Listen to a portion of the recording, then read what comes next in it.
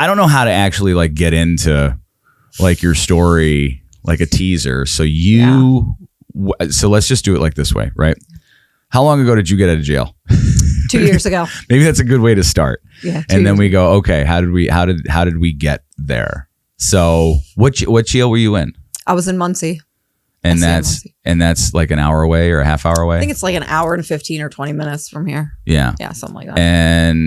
And your mission right now is that based on the conversation that we had, is that there's no help for women. No. Especially like getting out of prison. Yeah. No, not at all, unfortunately. And so can you try to, okay, so tell me like how you grew up and how you found yourself in jail. All right. Which is really crazy because there's a lot of people who are like just really good people who for some reason the government and people have come after them. I think even you'll admit you've made some mistakes. Oh, absolutely. Yeah. Without a doubt. But it didn't start out like that at all. It never does. No. So originally I grew up in South Amboy, New Jersey. So it was like a little shore town. And so you grew up by the beach? I did. Okay. I loved it. Still love it. Miss it. But my parents, they provided a pretty good home for me as a kid. But throughout life, there was always this background of prison and 1%er motorcycle club. They were always there, but it was more of a kind of background type thing. Like they would come to barbecues. They were very polite. We'd go to the tattoo shops, things like that. But prison, my first experience with it was when so how did, like, when you grew up, you're around 1%ers. A lot of people don't know what 1%ers are. We're gonna have to work people into this. Yeah. So I don't even want to use the Sons of Anarchy reference, but it's something like that. Yeah. I hate even using that, but yeah, it's like that. For the record, I worked on that show. Yeah. So like the biker community kind of, how do they feel about that show? From what I experienced, some of them are like, it's kind of accurate. And most of them, like me and my dad, are like, we feel like it tainted the lifestyle and it kind of brought a lot of attention to it and not exactly good attention. Or you'd have people that wanted to be involved in it that really shouldn't be involved in it. Like they thought it was cool. Yeah. Everybody thinks it's cool. It's like a thing for them. And,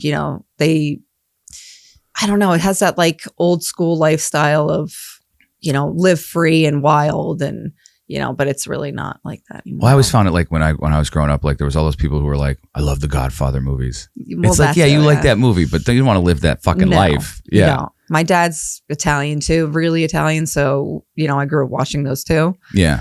But with Italians, I feel like that was super accurate because they do like to kill each other. They do, like, and it's always like family. And that's one of the sad things is my family, unfortunately, had some hand in something like that. And that was my first experience. Back in the day or like, mm-hmm. So you got introduced to that life through your dad? Through my dad, yeah. And what was he? So like before you were born, was he part of that? Yeah, Sorry. Put that on vibrate. Put it on vibrate. I don't know why it's off. Yeah. Okay. What was that, by the way? That's my AI coach that teaches me to like answer the phone, track my weight, track my water. You have an AI coach? Uh-huh. Why? I have a wedding dress to fit into. So the AI, you trusting an AI coach to be like, worked. I've has lost it really? 30 pounds. Yeah. Really? Yeah. All right. It keeps you like accountable, but So she'll call me all the time. Wait, you're like this AI calls you to remind you of shit? Yeah. Get out of here. Yeah. I've never heard of this. Yeah. It's called Avo. It's annoying. She's a bit of like a stalker. That's how it feels, at least. Well, it's like hiring like your own personal coach who's just like 24 hours a day, mm-hmm. which makes you understand why people end up getting rid of those people. Yeah, I'm pretty much not going to renew my subscription for it because it's like hounding. Oh, you pay to put yourself in peril. Oh, okay. Most people usually do. It's crazy. Yeah. So your dad got into it. Yeah. He's been involved in it since he was 12. Was he a veteran or was his family? How the hell do you get involved in it when you're 12? This has to be like my grandfather owned like the strip 60s? clubs or some things. Yeah. Your grandfather owned strip clubs. Yes, something like that. And he was in the Union in Philly. I never got to meet him. Your grandfather? No. Yeah, I never got to meet him. He was murdered Oh, so this is like in your DNA of your family. Yeah. Holy shit. Yeah. He was murdered. Family members hired a hit, and my grandmother went to prison, and yeah. Wait. So his wife ordered a hit on my him. grandma. Yeah, she did. And this was before you were born. Yes. My dad was 13 when it happened, and he, unfortunately was the one who found his dad. So that was pretty, yeah. So your grandmother orders a hit on your grandfather for money or for... No. I don't want to get too specific about it. You don't have to. I don't know the details. I wasn't there. But from what was the I claim? was told, so it was like to protect them from my grandpa, who was like pretty, crazy. Aggressive? Very. Very aggressive? Very aggressive. But so were the women in my family. So it's like, and that's kind of how he taught me to be. My dad has told me stories like where they would fight and shoot at each other across the house. Yeah. Really? Yeah, really. And that's how he grew up? Yeah. That's how he grew up. That was his normal, was insanity, I think. Yeah. So at 13 years old, he found his father. Yeah. Now, did he a lot of young men idolize their fathers or some sort of male figure in their life. Was he close with him? Did he really? I'm pretty sure he was close with him, and he really did love him.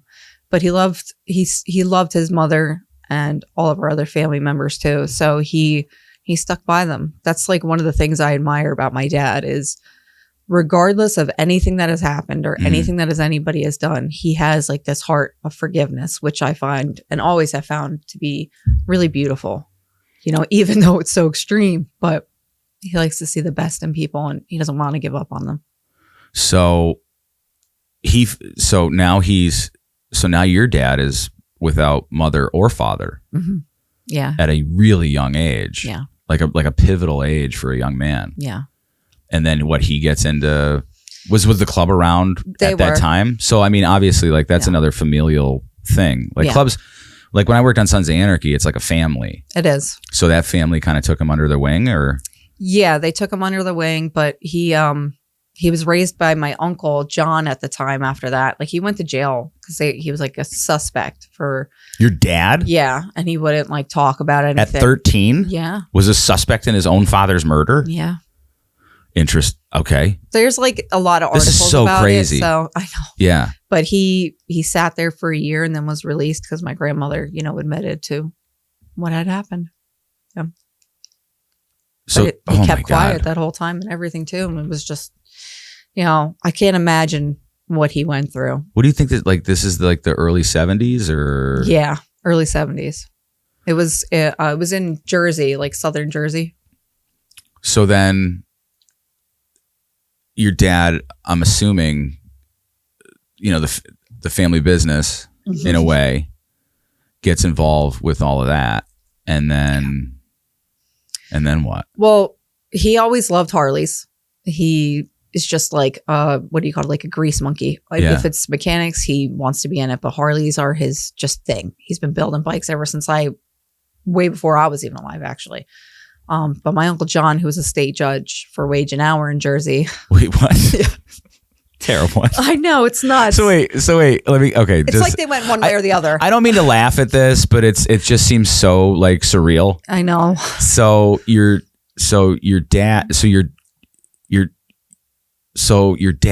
grandfather's brother was a judge. My grandfather's son. So my grandpa had 3 wives, from what I was told, and he had 8 All right, kids. we have to start drawing a map here to understand this. It's really bad. Right. So there's family that actually live up here that I'm related to, but I never got to meet because they're from my grandpa. So they're 2 wives.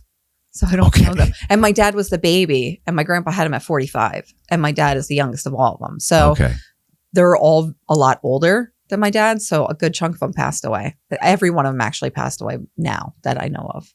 So your dad then gets raised by a judge? Yeah, his brother. He was my godfather. He was great. You can't, but just for somebody who doesn't know anything about this, 35,000 foot view, they're like, wait, what? Yeah. Then he gets raised by a judge? Yeah. So he went to Vietnam. My Uncle John was a Vietnam vet, and he then became a lawyer. And over time, he became the state judge of wage and hour in Trenton, New Jersey. That is You couldn't write that and have people believe that. I know, it's nuts, but it's true. You could fact check it and look online. You'll see all of it. So when does your dad start having kids? I'm the only child. You're the only child. I'm the only biological child of my father's. Yeah. So wait, in this world, which is all family, like usually there's a lot of kids. Yeah. And there's a lot of what was the term for in Sons of Anarchy for like the old lady. Yeah, the old lady. Yeah. So like they have their old lady, but then they still fool around and do all that stuff. It's like so going back to like the Italian things with like the mafia. It's like you'd have your wife, but then you would have like, your mistresses. Yeah. Or is that what they call them? Sweet butts or something like that. And sweet butts. Yeah, sweet butts or something. Was that in the biker world or is that in the gangster world? Because I don't. They're all hoochies. They're all hoochies. Like I never understood the allure to it, but. Well, in Sons of Anarchy, I think they called them crow eaters. Oh, that's like all the girls around crows and stuff. Yeah. Mm-hmm. So you're the only kid. Yeah, I'm the only one. Wow. I have 2 older brothers, but they're from my mother, and they both passed. So what's it like growing? So what's it like? Well, one's alive, but I don't talk to him. I mean, dead to me. Some people. Yeah. You just go. I know your family, but you're just really problematic for me in my life. That's the thing. A lot of people already assumed that I was going to be like that. And initially I wasn't. I played the flute. I did a lot of sports activities. I was really involved in like, a normal life, even though that was still lurking on the outside of my life. But there was a lot of cops that didn't like my dad. And obviously it was due to his choices of finally putting a cut on because he didn't have it on until I got older. So he never 10. Like got in until you were older? He was always around him, but I don't know if he didn't have his cut yet. No, he got that when I was young, like 9, but they were always there. Yeah. And then when he got his cut, did things change? Oh, drastically. But really? Yeah, extremely. But my mom, she got addicted to pills. So, and like, she kept like what kind of like painkillers or? Yeah. Like Loratabs, like she was popping them like a Pez dispenser. Like that whole opiate epidemic with the pills and the or whatever that is. My mom fell prey to that. A lot of my family members did. Like the OxyContin, like that stuff, or yep. So was she? I mean, it's probably safe to assume that she was doing that to just numb herself. Pain. Yeah. Well, I think it was like acceptable in her family because they're like, oh, if you have a problem, take a pill. But that's really not like how it should have been. No, it's not really good. No. So yeah. It was not like go for a walk, eat a good meal, get some sun. Yeah. My mom, she, when I was young, she was a really good mother. She used to cook every day. She did my hair and made me look ridiculous too as a little kid. That's what moms do. Oh God. I hate looking back on the pictures, but yeah. And she also had mental issues. She was bipolar and schizophrenic. So amplify that with opiates and you got a really bad combination, You don't know who that person is. You don't know what version of that person you're getting. Oh no, it was horrible. So your dad gets his cut when you're 9 and your mom it just seems like trauma all around and like crazy shit all around. It is. And then when you were growing up, like that whole childhood up until your dad got his cut, I mean, that the club was around. They were around. But my dad, he tried so hard to provide a normal life for us. And he worked like a dog.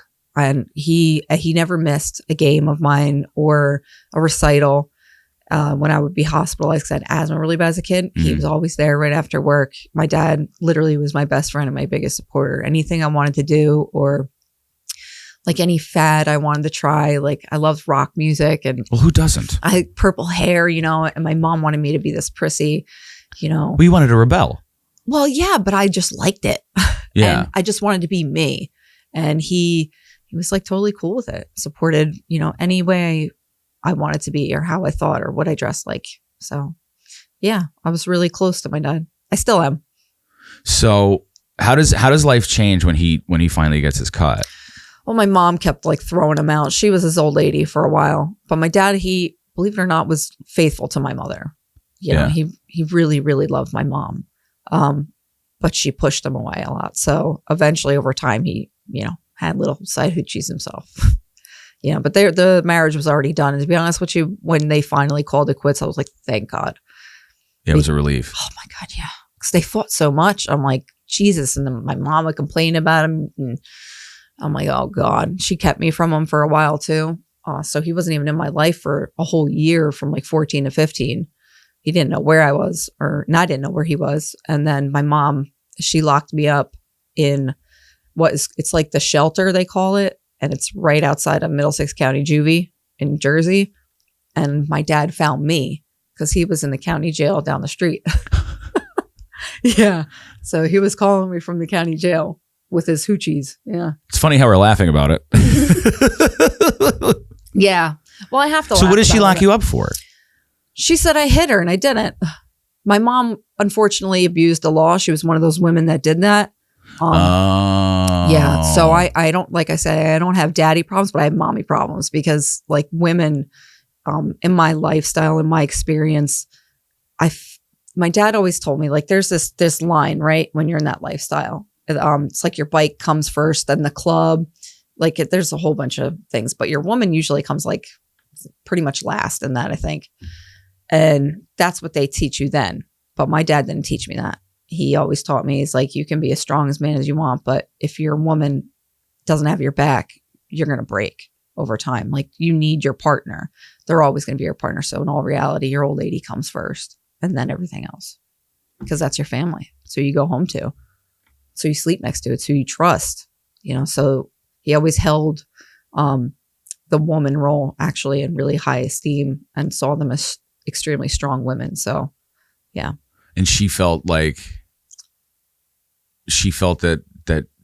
it was almost a punishment to make up the things and yeah. Like, what do you think the rationale is behind that? To be like, my mom's? Yeah, are you her only daughter? Yeah. Yeah, I'm her only daughter. Yeah. So why would she claim that like you assaulted her when you didn't? She did that to my brothers too. She did it to him. She used to lock him up. Like his child support was like $362 because he made a lot of money a week for me. Right. And, after a while he lost everything because of the lifestyle we were living. So he couldn't pay that. And she would lock him up constantly or lie and say he hit her. And my dad never hit my mom. I never seen my dad really raise a hand to any woman, period. Even in the lifestyle, he was always pretty respectful of it. So what do you think? What do you think she was going through to do that? I don't know. Well, because like she was very, very vengeful, hateful, resentful. She harbored a lot of trauma that she had as a child, and it just really spilled over into her life. She never really got help for it. She got on methadone too, and she was on it till she died. She was on psych pills, and I don't think they helped her. I think they made her worse. The pharmaceutical pills? Mm-hmm. Yeah, I'm starting to believe that's a thing. Yeah, it is. I take a psych pill, for depression, and I'm fine. But there were times. So you think? No, I'm kidding. No. Well, she was on like a cocktail of like 7-8 different pills. Like, well, that's what they do. I know. Yeah. They did it to me when I was young. I'm like, I'm not taking the. Well, you can curse on this. Okay. Want to get it out of the way? Shit, piss, cunt, fuck, cocksucker, motherfucker, tits. We're good. Yeah, we're good then. No, I found and they don't some of the things that bother me is even those cocktails for people who have like depression or trauma or whatever, they never have tested them in conjunction with each other. Yeah, no. So I have a buddy who's in the military, and remember back in the day, the 22 veterans a day that take their lives, that was like a big thing that still happens and we've seemed to have forgotten about. Yeah. And he said to me one day, and it just made total sense to me. He goes if I can't sleep because of PTSD, they give me this thing. Mm-hmm. And this thing has like 25% suicidal thoughts in all the research that they've done and all the testing that they've done. And there's other side effects. He's like, so they'll give me another pill because I have the side effects from the sleeping pill that I take. So maybe I'm depressed. And then I take this other thing that has like a 22% suicidal ideation. Yeah. He goes, by the end of it, he's like, you're taking 7-8 pills and you're now at 150% suicidal thoughts. Yeah. He's like, what the fuck do you think is going to happen to these veterans? Yeah. And then the fact that they're like giving them to just regular, average, everyday people who are not in conflict zones or anything like that. Yeah. And not to say that like trauma is like your trauma is worse than mine. It's all trauma. Yeah, it's all the same thing. Yeah. To have the answer being like, well, let's just pill them up is a serious. I think it's a really big problem culturally, and I think it's also a really big problem because the incentive structure is to benefit people who are harming people. Yeah, i.e., like the pharmaceutical companies, the therapy industry, stuff like that. I think, in my personal opinion, I think they've done more harm than good in totality. Absolutely. Yeah. Because it's not just about the pills. Like, yeah, there is people who have very serious psychiatric issues Sure. that absolutely do need SSRIs and stuff. But I disagree with that, but like, I don't. I've watched it. But see, like, I disagree with it in the way where it seems like I'm sure there are people that in certain situations, SSRIs are very helpful. Yeah. But when you treat everybody like it's a Pez dispenser to give them SSRIs, it creates for people who especially don't need them that are on them, creates them to have a problem. It's a big fucking problem in their mind. Yeah. You know, and you don't really see it because it's almost like, you know, if you ever go to like, if you ever went to like Glacier National Park and you're like, oh, that's cool. And then you come back like 20 years later and you're like, oh, all the glaciers moved. Mm-hmm. You don't really see the effects of it until later. Yeah. You know, so like you don't see the things. It's not like you smoke pot, you know, within like 5 minutes.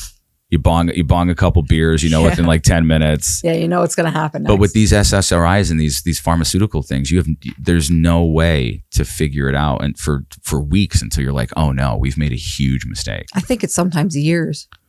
I mean, that's why I got off them, because I was like, you know, I'm a pharmaceutical pincushion. Like they're just like do you ever hear the term in construction where it's poke and hope when you can't find the stud? So you're just drilling in, going like.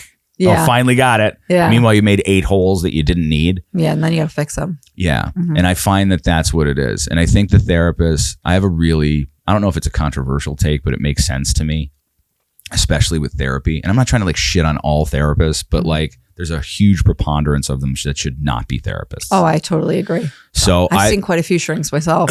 Yeah. And how many you can probably count on half a hand the ones that were actually helpful to you? Literally 2 of them, 2 or 3. So my philosophy, my thought on it is that like when I was in high school and I would hear all the people who were like, you know, because like you're in senior year and you're like, well, what's everybody going to do when you get out of here? You're going to go to college. What are you going to go for? And the ones who were going for therapy, psychology were the ones who were looking for answers to why they were fucked up. Yeah. And I think in their entire schooling, they never got the answer. And now they're out there as authorities. Yeah. Fucking other people up. Yeah.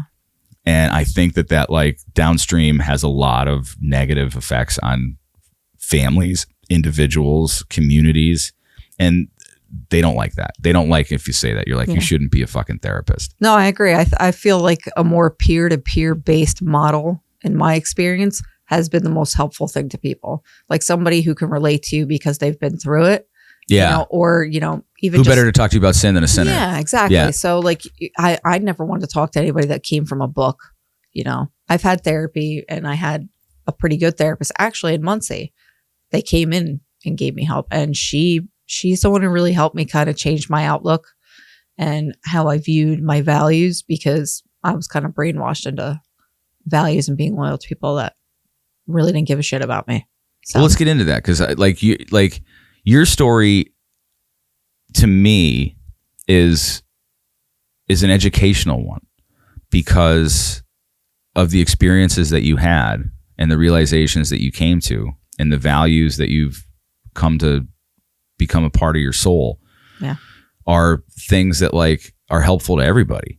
And, you know, it's always one of those things where it's like you can overcome whatever terrible situation you're in. Like I always a lot of times I equate it to like I've seen incredibly wealthy people who are miserable. Yeah. And I've seen incredibly poor people who are incredibly happy. And it's all about like where your North Star is. Yeah. So after you get locked up, how long were you there? And then you reconnect with your dad?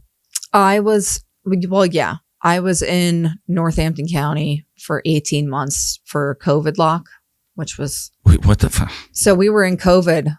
COVID jail time was horrible. So you got locked up at 14.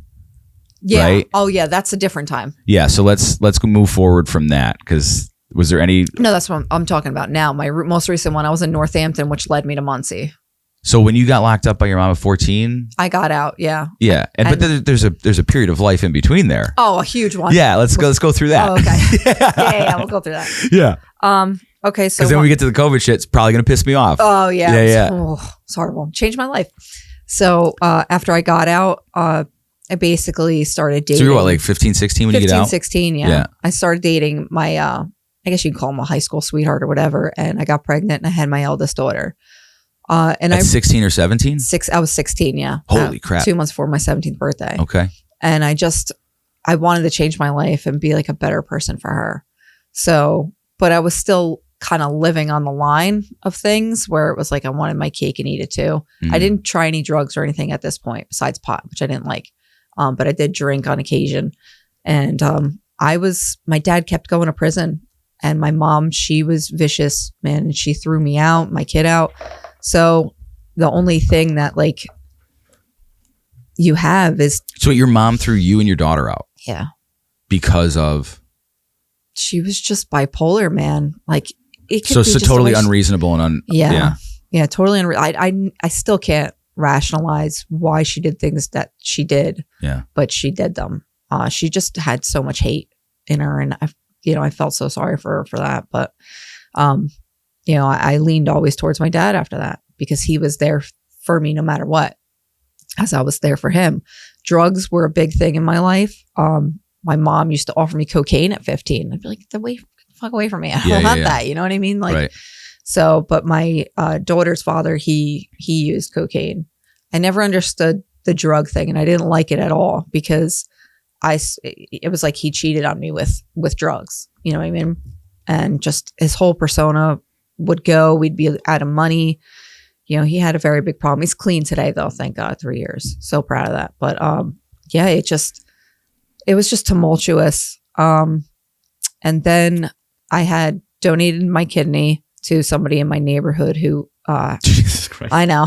Well, the reason I did that, honestly, was because. No, it's a really valiant thing to do, but it's like out of all this stuff and you're like, and I'm going to give a kidney. Well, to be honest with you, I didn't think I had a high shelf life, because of the lifestyle. You thought like you were going to crash and burn early? Yeah, absolutely. Okay. And, due to like the life that my family was involved with. And then I eventually, got involved with myself. So I was like, I want to show my kid that, there is some good in the world, even if there's bad. Yeah. So that was the point of me doing that.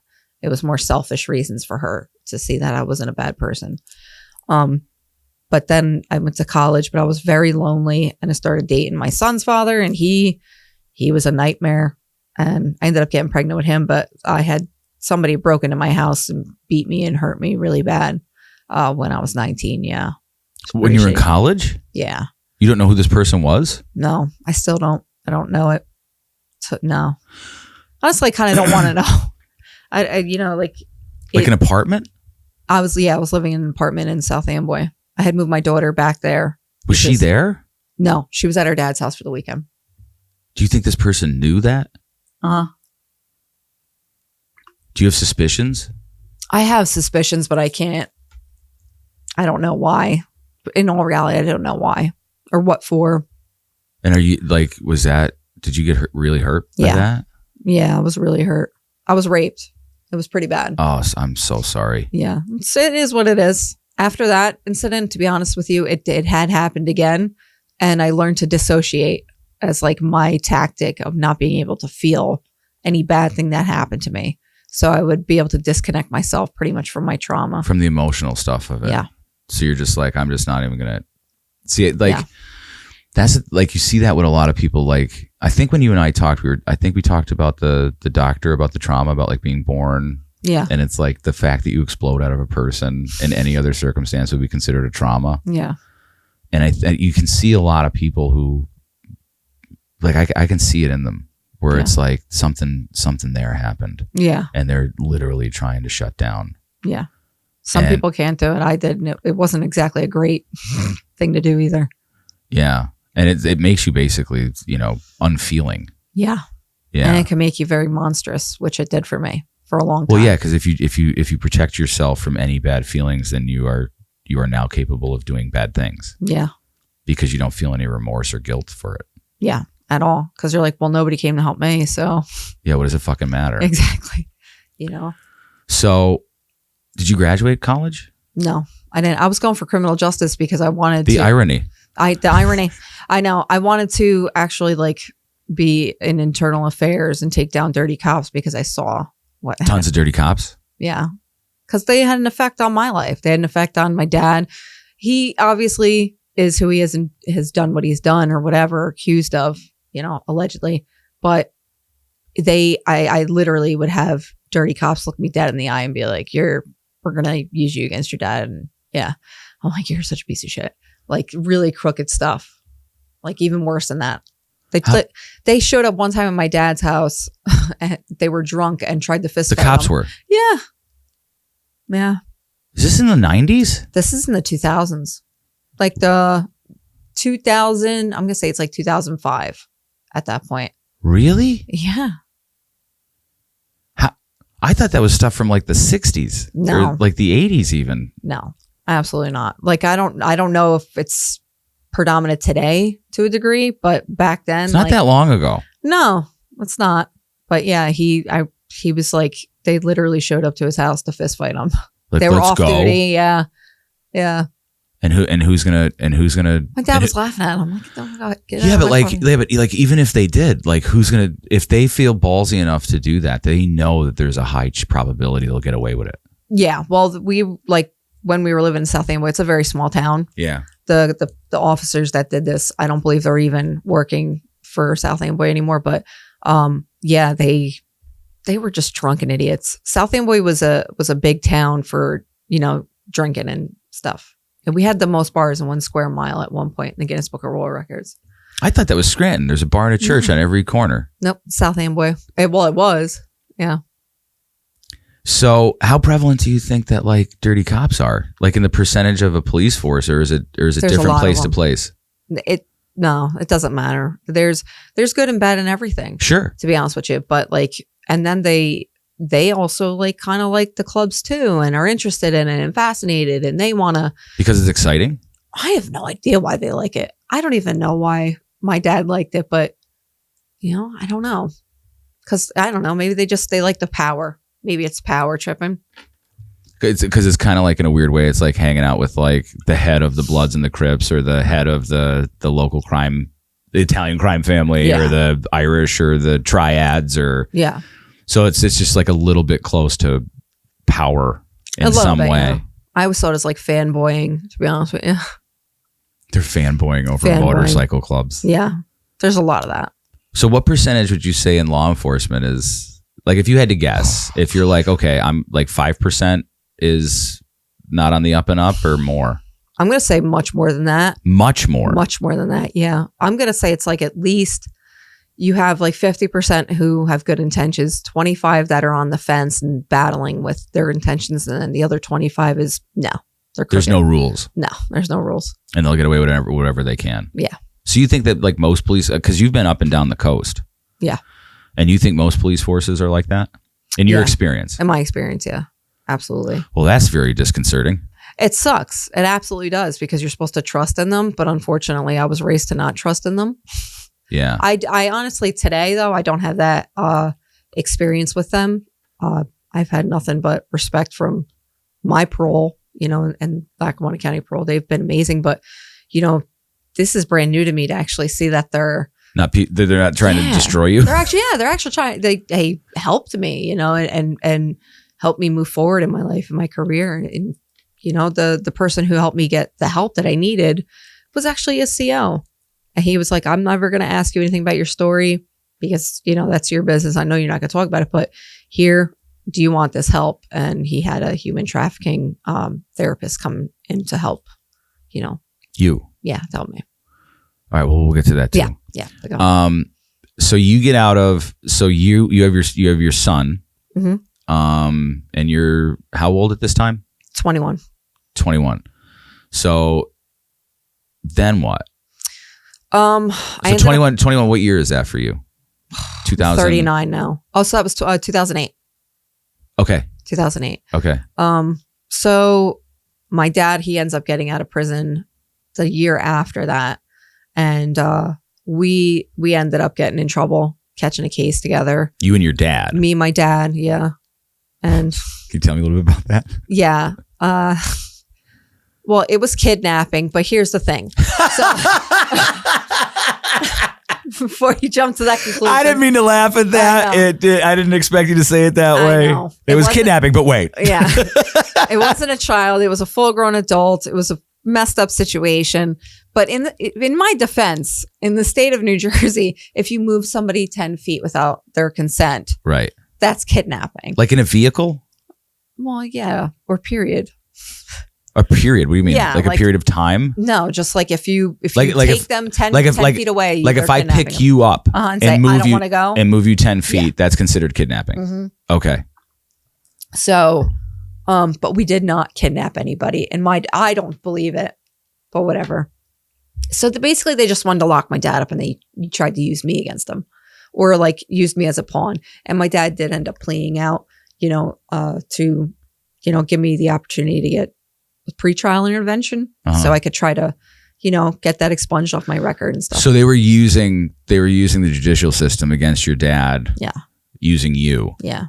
And I'm not saying my dad's innocent. I'm not saying he hasn't done crappy things. Yeah. But like there's some like the things that I feel like he went to jail for are like so stupid, but not. Yeah. You shouldn't be breaking the law, but it was just. Do you feel absurd. like the punishment doesn't fit the crime of what, like, let's say, so it's like, I mean, literally, if you guys picked up a person and moved them 10 feet, like, I don't think you deserve to go to jail. Well, it wasn't 10 feet. It was further than that in a vehicle, but it doesn't. It's a little different. It's interesting how you kept that out.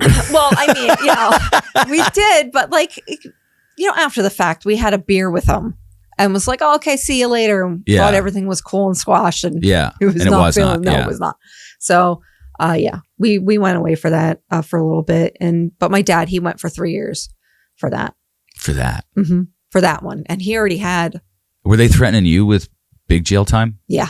Like 30 years. Like they always usually do that. Yeah. Like, try to hit you with the max because it was like kidnapping and conspiracy to kidnap.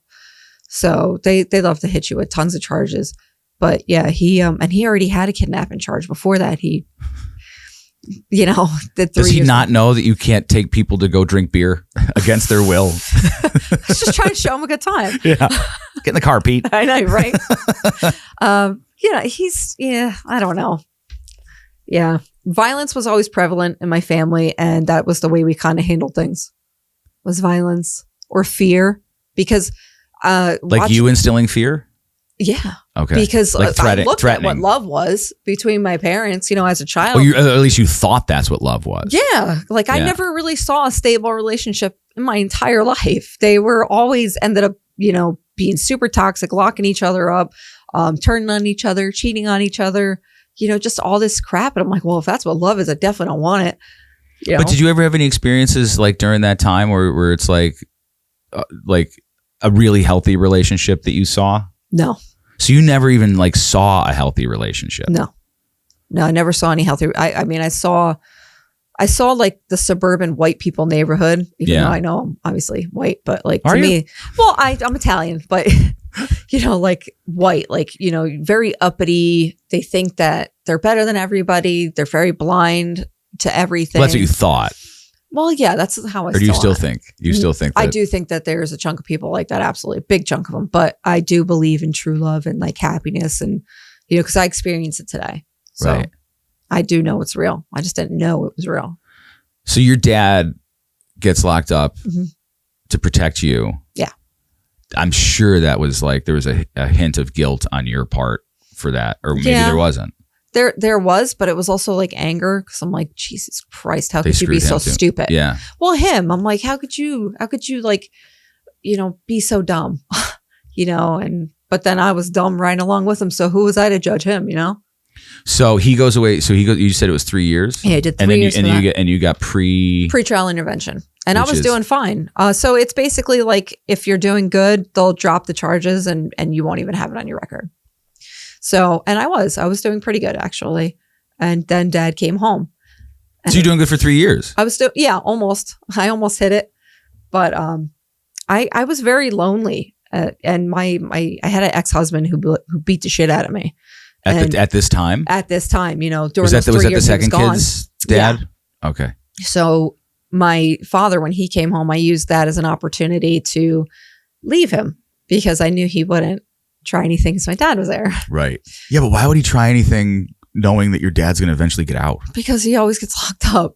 I don't know why men rationalize it. Or, maybe it's a control factor. Do you think it's an immaturity thing? Immaturity. Oh yeah, absolutely. Immaturity. But I've always been like a pretty strong headed woman. I'm very opinionated. Oh shit. And I don't like to be told what to do. Okay. Let me come to these conclusions by myself. And when you do that, then I get pretty nasty. But he started hitting me. And then eventually I was like, cool, let's do this then. Would fight him back. And it was a very toxic relationship. Were the kids there? Yeah, my kids were there. I don't think they viewed a lot of it, but I know they definitely seen some of it.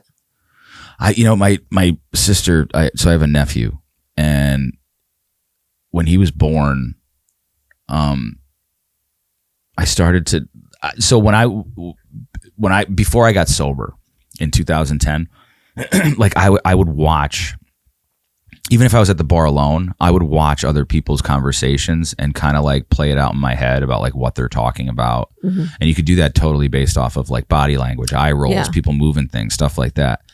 And I never used, I guess, that cognitive superpower for children. And then I started to look at children because I always thought about like, what do they see in like a toxic relationship or some sort of, I don't like secrets. Yeah. And I don't like people hiding bullshit from other people. That gets you in trouble too, though. It does. Yeah. Like once you start hiding shit and not talking about shit. Well, not the hiding shit. It's more of like when you get nosy and you want to find out what they're hiding. Oh, well, yeah. That'll get I did. Well, yeah.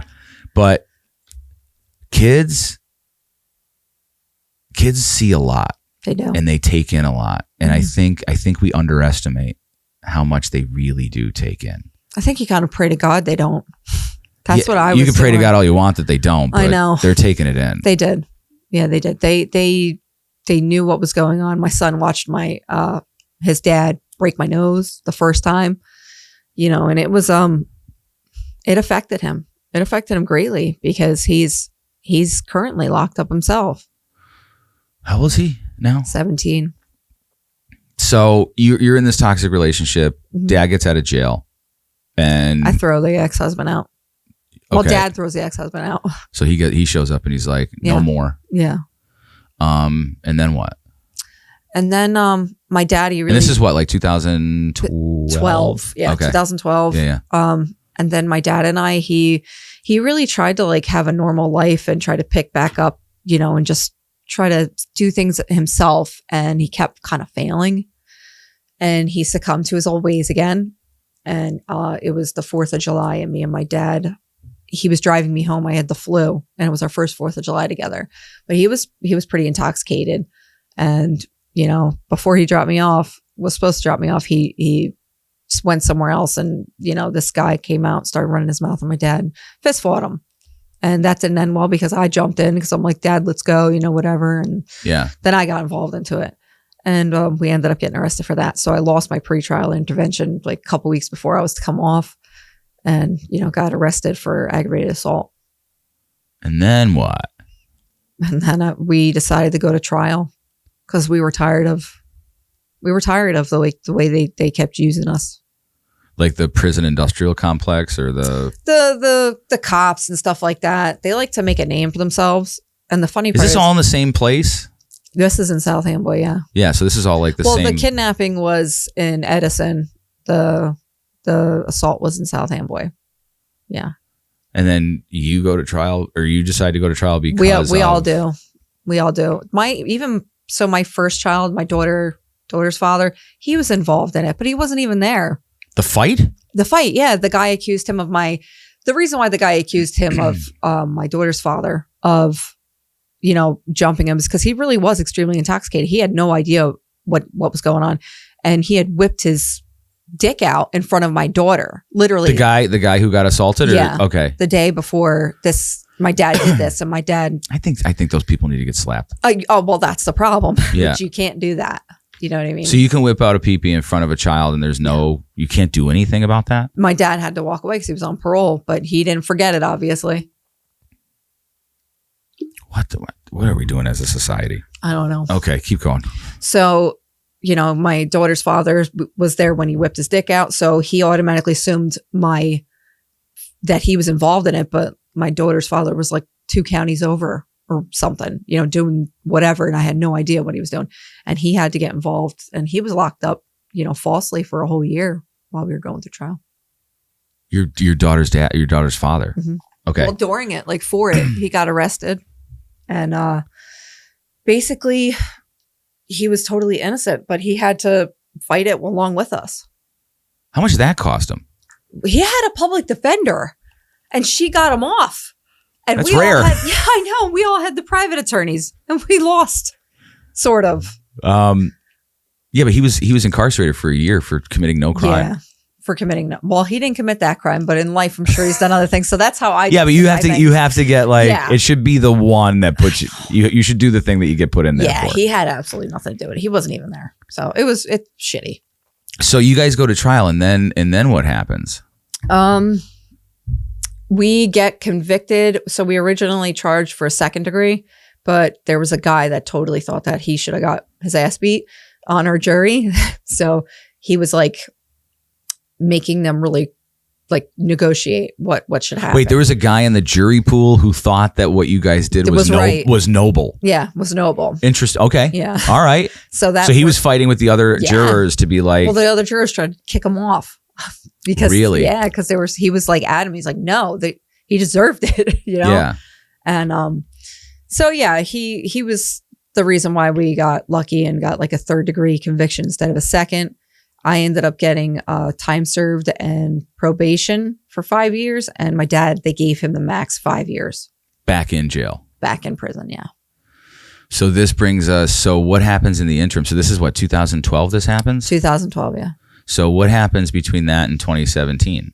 This is because now your dad's not there. You're not hanging out with your mom. You got 2 kids. Yeah. You left the husband. Well, now I'm getting ready for 3. So you have a 3rd on the way. Mm-hmm. Wait, was that after the trial that you got pregnant again, or was that during the trial? During the trial. You got pregnant. You found out you were pregnant again. Well, the guy I left, when I left my husband, my first husband, I met my second husband, but he was only supposed to be like, a little fling, a rebound or whatever, but he was present during the crime. He didn't do anything, but he was there, and I was, you can't testify against your wife in certain crimes. Oh. You know what I mean? So you did that. Yeah, I did that. So you married. Yeah, he knows it. He's not stupid. But he was okay with it. Yeah, we were. Or do you think that he was in it for different reasons? No, I think he cared about me. I think he loved me. It was. I had a thing where I wanted people to try to fix me. I thought they could fix me. Or why aren't you fixing me? Why aren't you helping me? And they couldn't. And then I was just vicious. It's so, yeah. We both did crappy things to each other, but wasn't like in love, unfortunately. I wasn't, no. And that's your 3rd child is my second husband's and that's child. A daughter, right? Yeah. I have 4 kids. I have a stepdaughter, but she's my daughter. So my youngest biological daughter, yeah. So you don't go back to prison. No. But in 2012 to 2017, what are you doing? So I was struggling really hard to make money. Both of us were, in order to support all 3 kids by ourselves. Neither one of us had family in all reality that was healthy or supportive, because his family was into drugs and stuff like that too. So it was a really rough time. We fought constantly. Then that became a domestic violence situation between the both of us. Yeah, a lot of people don't realize that the domestic violence stuff goes both ways sometimes. It does. Yeah. It does. Absolutely. So originally it was, I had, the guys put their hands on me, but it didn't take very long for me to turn around and say, cool, we're doing this, 13 rounds, let's go, Right. And eventually, it became to the point where if you were getting aggressive towards me and you came within 2 arms lengths, I'm probably going to hit you and run and hope I get the best of it. You know what I mean? Because it was like my fight reflex, I guess you could say. And I then became pretty abusive throughout life. And you've taken a couple whacks before, so you know that you can survive it. My jaw was broken, my nose was broken. I've had my cheekbone was shattered. I had a skull fracture. I had ribs broken, my wrist, my hands. Yeah. All from domestic violence stuff, or all just from domestic violence? Holy fuck. Yeah. I fought mostly men throughout life than I did women. Women, they never really approached me for a fight much, but no, they just say crazy shit behind your back though. Yeah, they're diabolical. Yeah, they'll like literally try to destroy your life. Yeah. But you know what? My experience is men will too, and they do it even worse. You think so? Oh, yeah, I lived it. Absolutely. Oh my God. I've had men. So you think men are more catty than women? They're worse. Really? Yeah. They're so much worse. Sorry. No. Women just can't join together. Like they have a problem with unity, I feel, and sisterhood, right? Whereas guys will get together and they'll be brothers, but in all reality, they're like, plotting on each other. Really? Yeah. Yeah. So do you think it's just that world, or do you think it's like? I think it's every kind of relationship in a sense, because I've been in some circles where friends were like, it's like your best buddy banging your wife. Like, yeah, that's fucked. Yeah, it's fucked up. So, yeah, I feel like men, when they do shit like that, it's more of a logical sense. There's no feelings involved. But when women lay down with somebody and they feel offended, it's emotional, and now they're coming for you.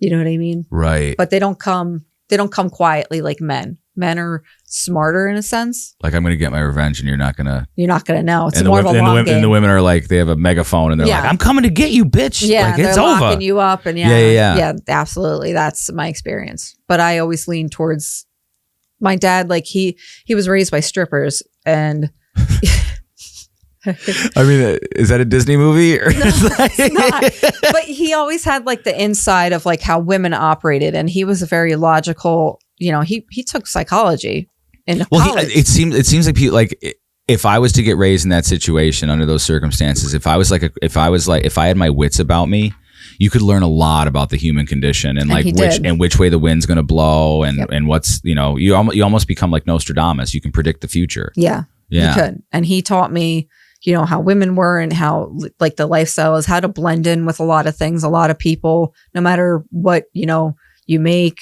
what class you're in, doesn't matter. Like I was able to learn how to blend into any situation. Like a chameleon. Literally, yeah.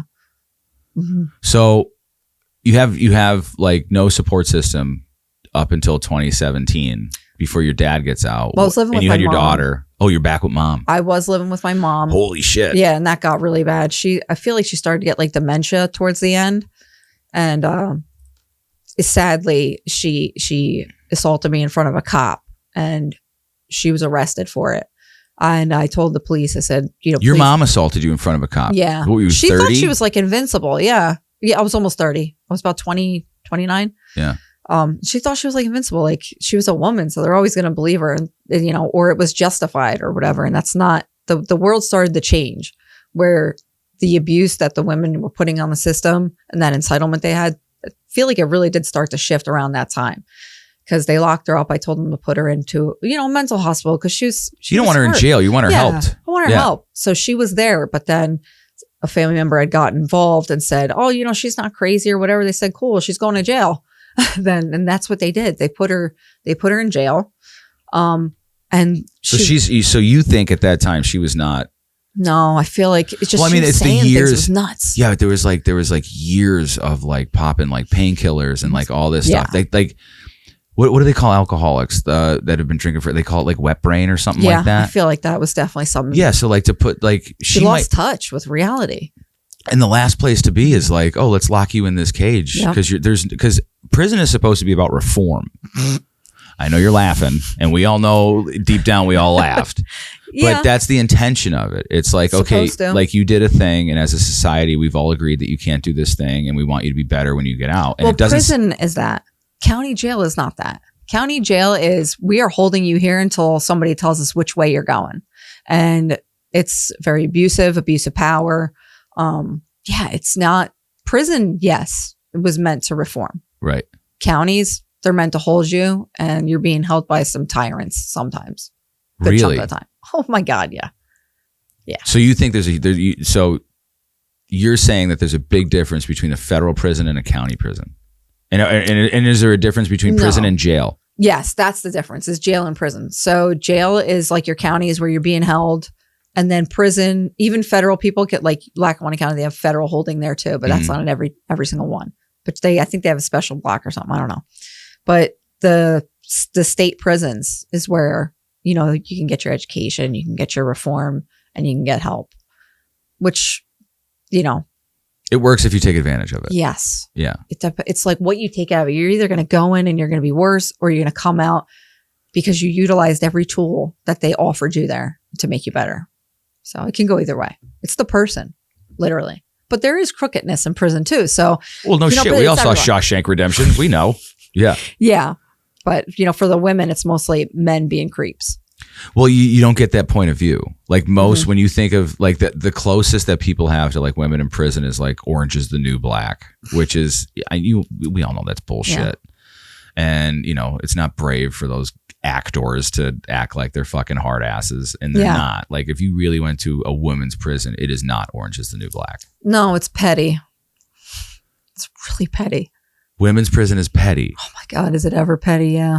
And that's what sucks. That's one of the reasons why I'm getting into what I'm doing. Like just watching it, I feel like a lot of the women, they didn't band together, you know, and they're leaning on each other for that love. Like women will go in there, they're not even gay, but they'll get into a relationship because it's so much easier to focus on somebody else and a relationship than it is to look at yourself. You know, yes, and it's hard. Yes. It's hard to take a self. What do they call that? You take like the AA community calls it. It's like it's not self-reflection. It's like you take stock. Mindfulness. No, you take stock in like like the behaviors that you've done. Yeah, you have to take a really good look at who you are on the inside and what you've done and why you've acted the way you've acted, and take accountability for it too. You know, it takes a lot to kind of do that. So you think in women's prison, and I'm not like disagreeing with you, I'm just trying to get like clarity.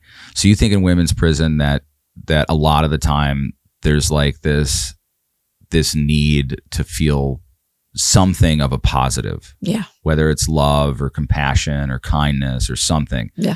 And then because it's so needed by the individual that they'll do almost anything to get it. Mm-hmm. And being that like we all know drugs are in prison, but not to the degree that they're on the streets, and they're not as easy to get as they're on the streets. So you know, you mentioned like the gay thing. It's like, I will take a sacrifice for this because at least somebody feels like they give a damn about me or has shown me a kindness or, you know.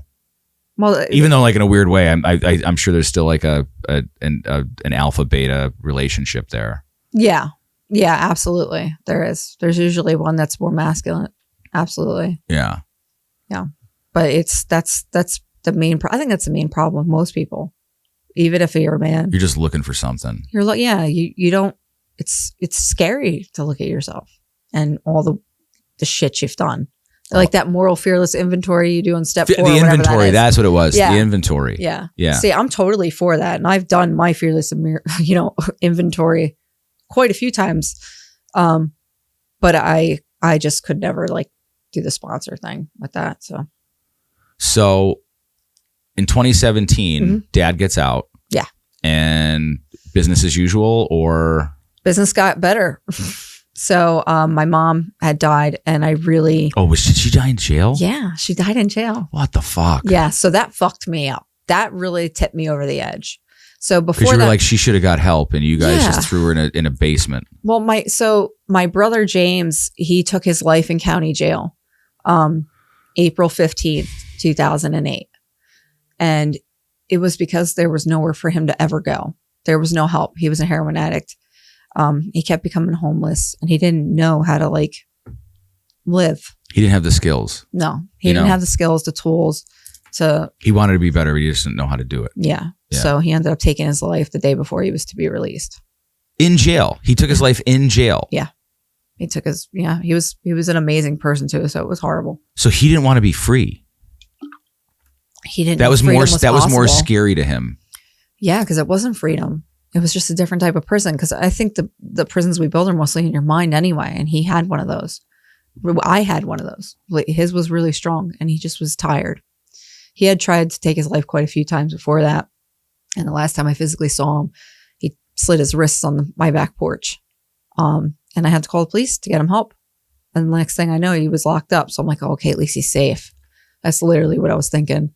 And no, it didn't matter. And people usually think that like people can't wait to get out of prison. Yeah, he didn't want to. Most people don't want to come out of prison. If your life is so chaotic on the outside, and you have no idea how to live.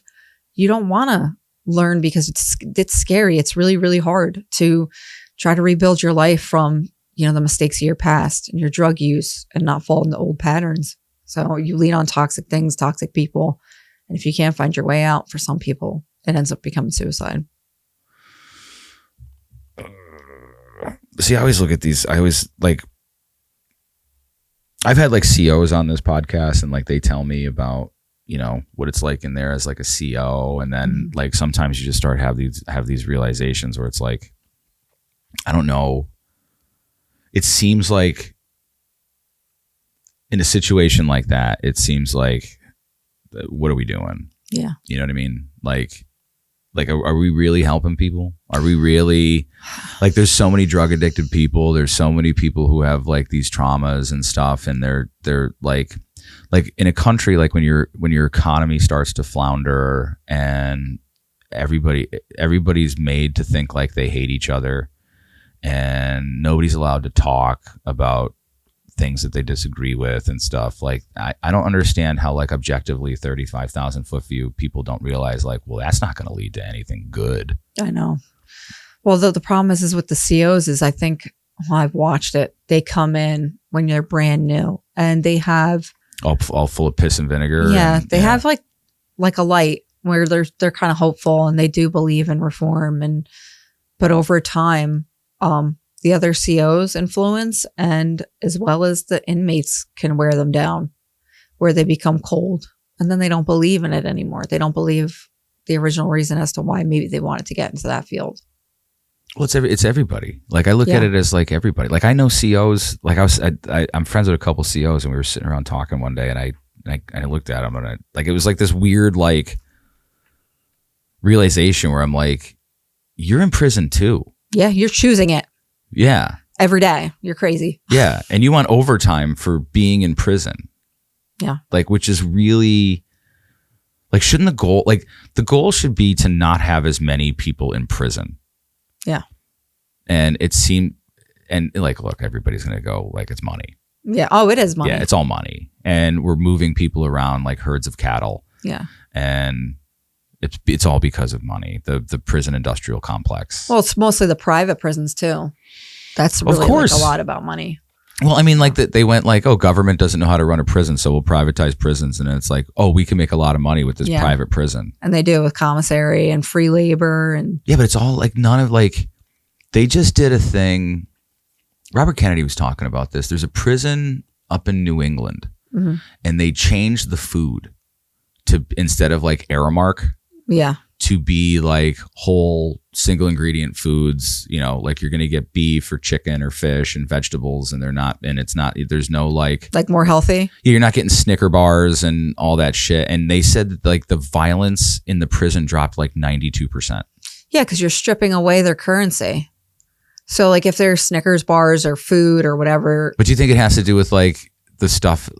I believe that like all these processed foods create maniacs. Yeah, I do. Sugar and all the junk that they put in. I believe it gives you cancer. I totally believe in all that stuff. But for a prisoner, it's a piece of the outside world that they're familiar with. So if you take it from them, there's nothing to really fight over. So it's almost like we're going to get you healthy in mind, and also we're going to take away all the what would you call that? The outside deterrence, right? Yeah, or like influence of. Yeah. Because it used to be like good food, and then all of a sudden, like they used to serve like decent food in prisons. Yeah. Like back in the day, and then all of a sudden, but then all of a sudden, it's like, oh, you can put a vending machine in, and we could. They're everywhere. That's crazy. Mm-hmm. Yeah, it's all money. Like commissary it's really expensive. Like it used to be 50 cents for a soup, and now depending on where you're at, it's like $2.38 in county. Prison's cheaper because it's obviously like a group together bunch of people. Right. It's all set price.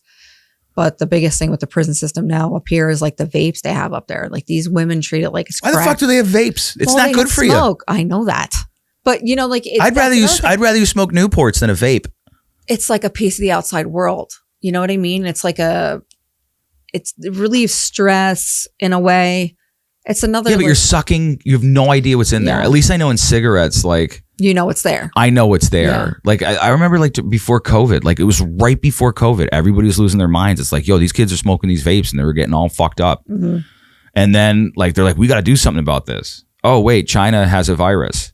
Yeah. And then we totally forgot about like the vape thing. Yeah. And it's been what, almost 7 years and no one has brought it back up again. I think they're trying to like do some legislation against it now where it's like they should never allow it. You're basically huffing paint thinner and everybody's like, oh, this is great. Yeah. Like let's let the kids do it. It's my like, dad yelled at me for it too when he found that I vaped for a little while. Like, fucking give. I'd rather somebody sits outside of a school and gives all the kids a pack of fucking Camels than to have them vaping some sort of oh, it tastes like raspberries. That's a chemical to make you think it tastes like raspberries. That's not raspberries. You know what's nuts too is when you vape, you sleep with your vape.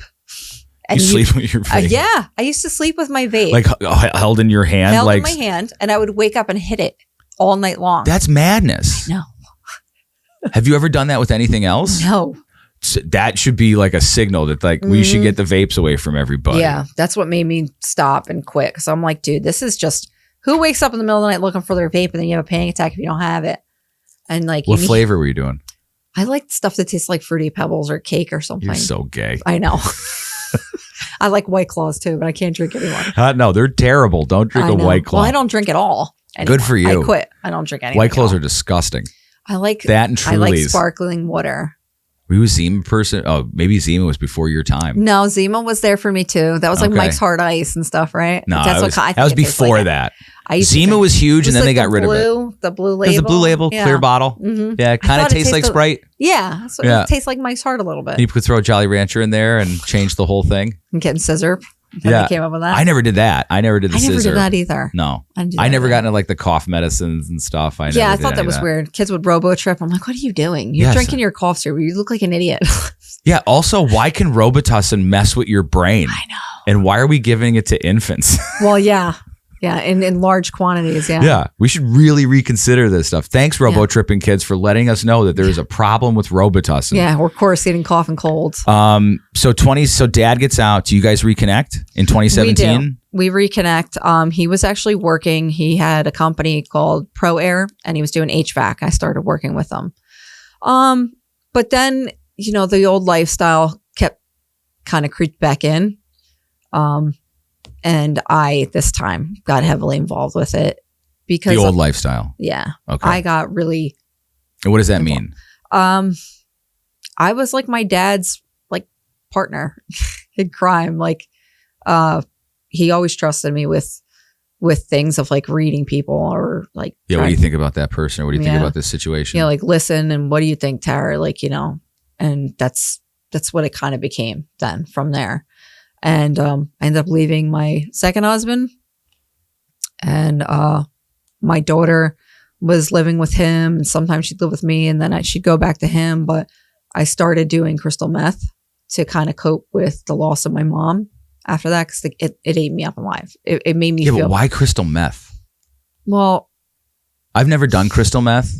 Because you know what, I've done a bigger most bang other for things. Your buck. What does that mean though? Like, so what's the feeling of crystal meth? So like, if you're doing cocaine, you're up, but like you start jonesing really quick is how I saw it. And the high was like a little weird, but like crystal meth kind of kept you on a steady line where you could almost think properly and be, like your reaction time is really good. Like you won't fall asleep. And do you smoke it?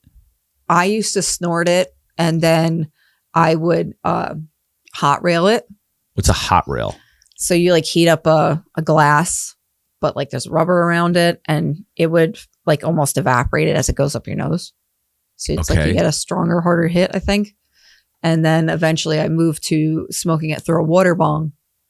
Okay. And yeah, I would water bong methamphetamine. What's the worst out of all of those? Like way to do it? I think any way to do it is a bad way. It doesn't matter how. Well, like the first time that you did it. The first time I did it, it feels like we used to call it poke in the eye, because that's how it feels. Like you just got poked in the eye from snorting a line. Okay. Yeah, and it would burn you, like couldn't see. That doesn't seem pleasant.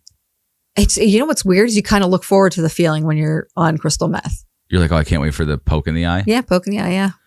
So I did like this series of like videos about the homeless in Scranton, and I was talking to this one homeless person who didn't want to be on camera, but I was talking about like the drug use down there, like who's using, what are they using? And it got to meth. And I was like, well, why?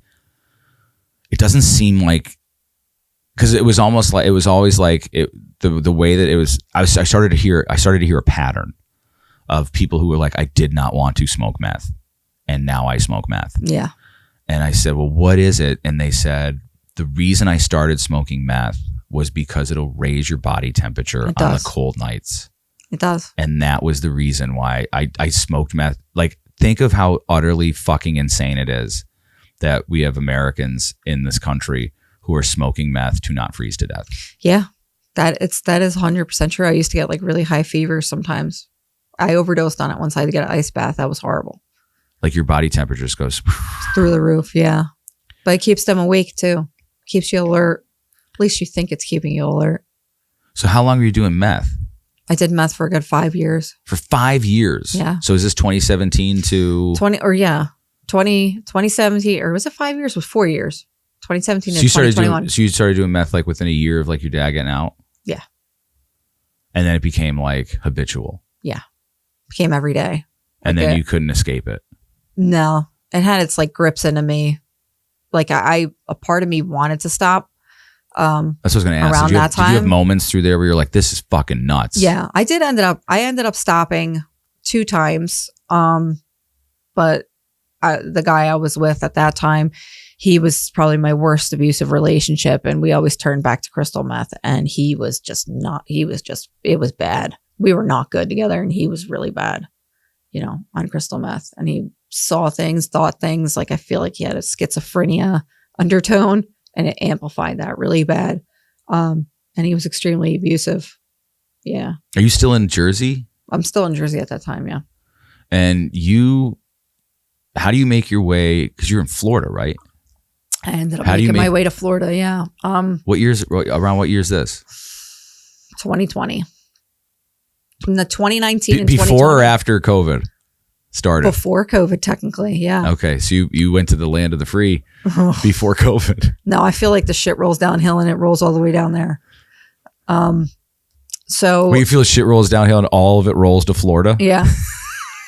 No offense, Florida. No, I'm laughing because it's probably kind of true. Snowbirds or like total degenerate psychos. Yeah. Okay. Like you need to stay at the bottom of the boot because you're a douchebag. Yeah. You're running from something. So what led me to Florida is I never wanted to be an old lady. Let me put that right there. Like I never did. You never wanted to marry the dude in the biker in the never. And but at that point in my life, I almost made it a sport to pick the most egotistical ones I could find that could actually have some type of benefit for me and just screw with them. Their heads, knock them down, because I thought they were like so great. So toying with them. I would toy with them. Yeah, absolutely. And I dated like maybe three people, but they were just people I would just abuse in a sense. They were abusive too in their own way, but I didn't give a shit. Like this is all I saw at that time. I fully submersed myself into that lifestyle at this point. And I always got in trouble in the club because I didn't listen that well. And I had a mouth on me. And you don't say. Yeah. But you know what? I always tried to be like super honest, and I was an asshole. And I just didn't want to be told what to do. The concept of like when you're in that lifestyle, it's supposed to be the only rule is there's no rules. That's right. What it was supposed to be. And the fact that when like, going back in the late 2010s, it was totally different. And the lifestyle was totally different. Yeah. And the culture was different. Yeah. It got bigger. Probably because of Sons of Anarchy. Yes. Yes. Sorry. It's okay. Sorry. I helped in that in some way. Yeah. So the Sons of Anarchy was a really big thing that just kind of made that lifestyle blow up. And before you knew it, everybody wanted to be a biker. Unfortunately, some of them would become bikers. They talk about maybe buying cuts or whatever. And I feel like it got capitalized on a lot of things. It did. But my dad. The club now has merch. They do. I think it's copyrighted now too. I'm pretty sure. Tell me that's not crazy. That's crazy. Well, I mean, there's that one club we all know of that's really big. They're Hollywood. Yeah. But, that was their frame, Sure. There was, that's them. And, my dad would be like, they're gay, queers, whatever, he would say. And I'm not racist against gay people. Please don't think that. You can't be racist against the sexuality. Yeah, you're okay. Whatever. Like, I don't discriminate. That's what I mean. But, that's how it's, they're. My philosophy in life on that is just don't be an asshole. I don't care what you are. Yeah. I don't care what you are, what you do, or how you dress. It's fine by me. Just don't be an asshole. Yeah. Yep. But he would say that, and it turned into that one I grew up in. It kind of turned into the Hollywood thing. And there were certain things I remember growing up where, if you wanted leather on your cut, you had to earn it due to 20 years of being, riding or whatever, things like that. Or if you wanted to be an old lady or you wanted to bring somebody in as an old lady, they had to be around for a while. Yeah. And you had to be around for a while and already have, your cut. And, we there was den moms like back in the day that kind of taught you how to be respectful, how to approach, the brothers or whatever. And, I wasn't really like a June Cleaver type. So yeah, I wouldn't presume that. No. So that didn't really work out really that well for me either. But you were supposed to you were a reflection of your man. So if you weren't doing that, you could get smacked around too, by the women or, your old man. No other man could touch you. That you're his property. But those rules went right out the door. I'm like, dude, you guys should just Velcro, put them Velcro patches on the bottom of a rocker with a blank canvas so you could slap them on each bitch you bring in. Right. Because now nothing's earned. Nothing is earned. Yeah. That's how I saw it. There were men, I watched my dad, some old school dudes that, went to prison for 20, 30 years that really put all that time, that work in that personified the 1%er lifestyle, and they lived up to it. But you're also dealing with a bunch of people who are trying to, I guess, find their place in the world or whatever the case may be, or find their clan, their people. And they're not mentally stable. So if you think you're walking into an environment where you're not going to find greed, just people screwing each other over, things like that. Fear, envy, death, gluttony. Yeah. All the 7 deadly sins. Yeah. You're getting all of them all the time. So you're of course going to get a lot of that. But we had kids coming in that just I don't know. They twisted it and made it super Hollywood. And before you know it, they got these designer cuts on. I'm like, what the fuck is this? Yeah. Even I thought it was nuts. And, my dad, he I'm not glorifying the lifestyle in any way or shape or form. But there was a dignity to it. Yeah, there was a code and a moral ethic. And he still has that. Yeah. Unfortunately, I don't think that's one thing it's never going to leave him. And I accepted it. But, he was a brother's brother, and he really just wanted to, kind of teach the younger generation stuff. And they were really messed up, at least in my area. That from what I noticed. Yeah. Because we were in Elizabeth now at that time, in Elizabeth, New Jersey. But the one thing I loved about Elizabeth is because you could be any race, any nationality, any color, and you were accepted no matter what. They were as long as you're not an asshole. Well, no, you could be an asshole just within reason. That's not an asshole. Unreasonable people are assholes. Yeah. But it depends on the unreasonableness, I think. I don't think that has anything. I don't think that metric is solely in that community. Yeah, it's everywhere. That's everywhere. Yeah. Yeah. But I don't know. I feel like the honor of things had gotten lost in translation due to greed, and you're going to find that, which is normal, but it felt like it was an overuse of that. But I ended up getting 86 a few times, and I'd always be brought back, and then they'd be like, no, you got to leave again, and you're in trouble for this. And the only thing that could ever really rein me in was the fact that I didn't want anything to happen to my dad. So that would get used against me. And that's around the time. And they probably knew it. Yeah, of course they knew it. Yeah. Yeah, they knew it because he was my best friend. I held him in the highest esteem. There was no guy that was ever loyal to me besides my dad. And granted, it wasn't the most healthy father-daughter relationship. In the end of it all, we loved each other. And he was my buddy, He was like my best friend. So what made you leave Jersey then? I met a man and I became an old lady. I Oh, decided the thing you didn't want to be. the thing I didn't want to be. Yeah. But I did. And where's the kids now? The kids are living with their dads. Okay. Yeah. They're all with their dads now. You were so. I was so strung out on meth, and I was very, very mentally unstable. I didn't want my kids to ever see that. Yeah. So they didn't see that. But you had enough intuition to be like, let's get them out of here so that they don't get to see this. Yeah. This might be a personal question. You don't have to answer it for me, right? But as a mom, right? Mm-hmm. What makes you choose something else over your kids? In all reality, I wasn't choosing something else, I don't believe, over my kids at the time. Do you understand what I'm saying? No, I get it. So just a lot of bad stuff happened to me due to that lifestyle being in my life. And I always tried to like get away from it, but I didn't get to stay away long because I kept failing. But the moment I failed, I didn't want to get back up again to try to live in a regular civilian lifestyle. So, and they were always in the wings, like, hey, we're here for you. And I'm like, oh, well, they're here. And then bad things would happen to me. And you'd have to lean on that lifestyle for help. So I felt like it haunted me. And once I got to the point where I was pretty heavily immersed into it and the drugs, my kids, they never ever were around anybody with a cut besides my own dad. And my old man later on. So you did your best to get them away from whatever that lifestyle is. Yeah. But yet you still chose it. Did you choose it because it was, and I'm not saying choose it. It might have been just like, this is a survival thing. Yeah. I chose it because literally all throughout my entire life, every time I tried to do something good, like I had the kidnapping charge, right? I'd go for a job interview and nobody wanted to hire me. And it just kept being a problem. And I just felt like alone and like, well, maybe these are my people, even though I don't really want that.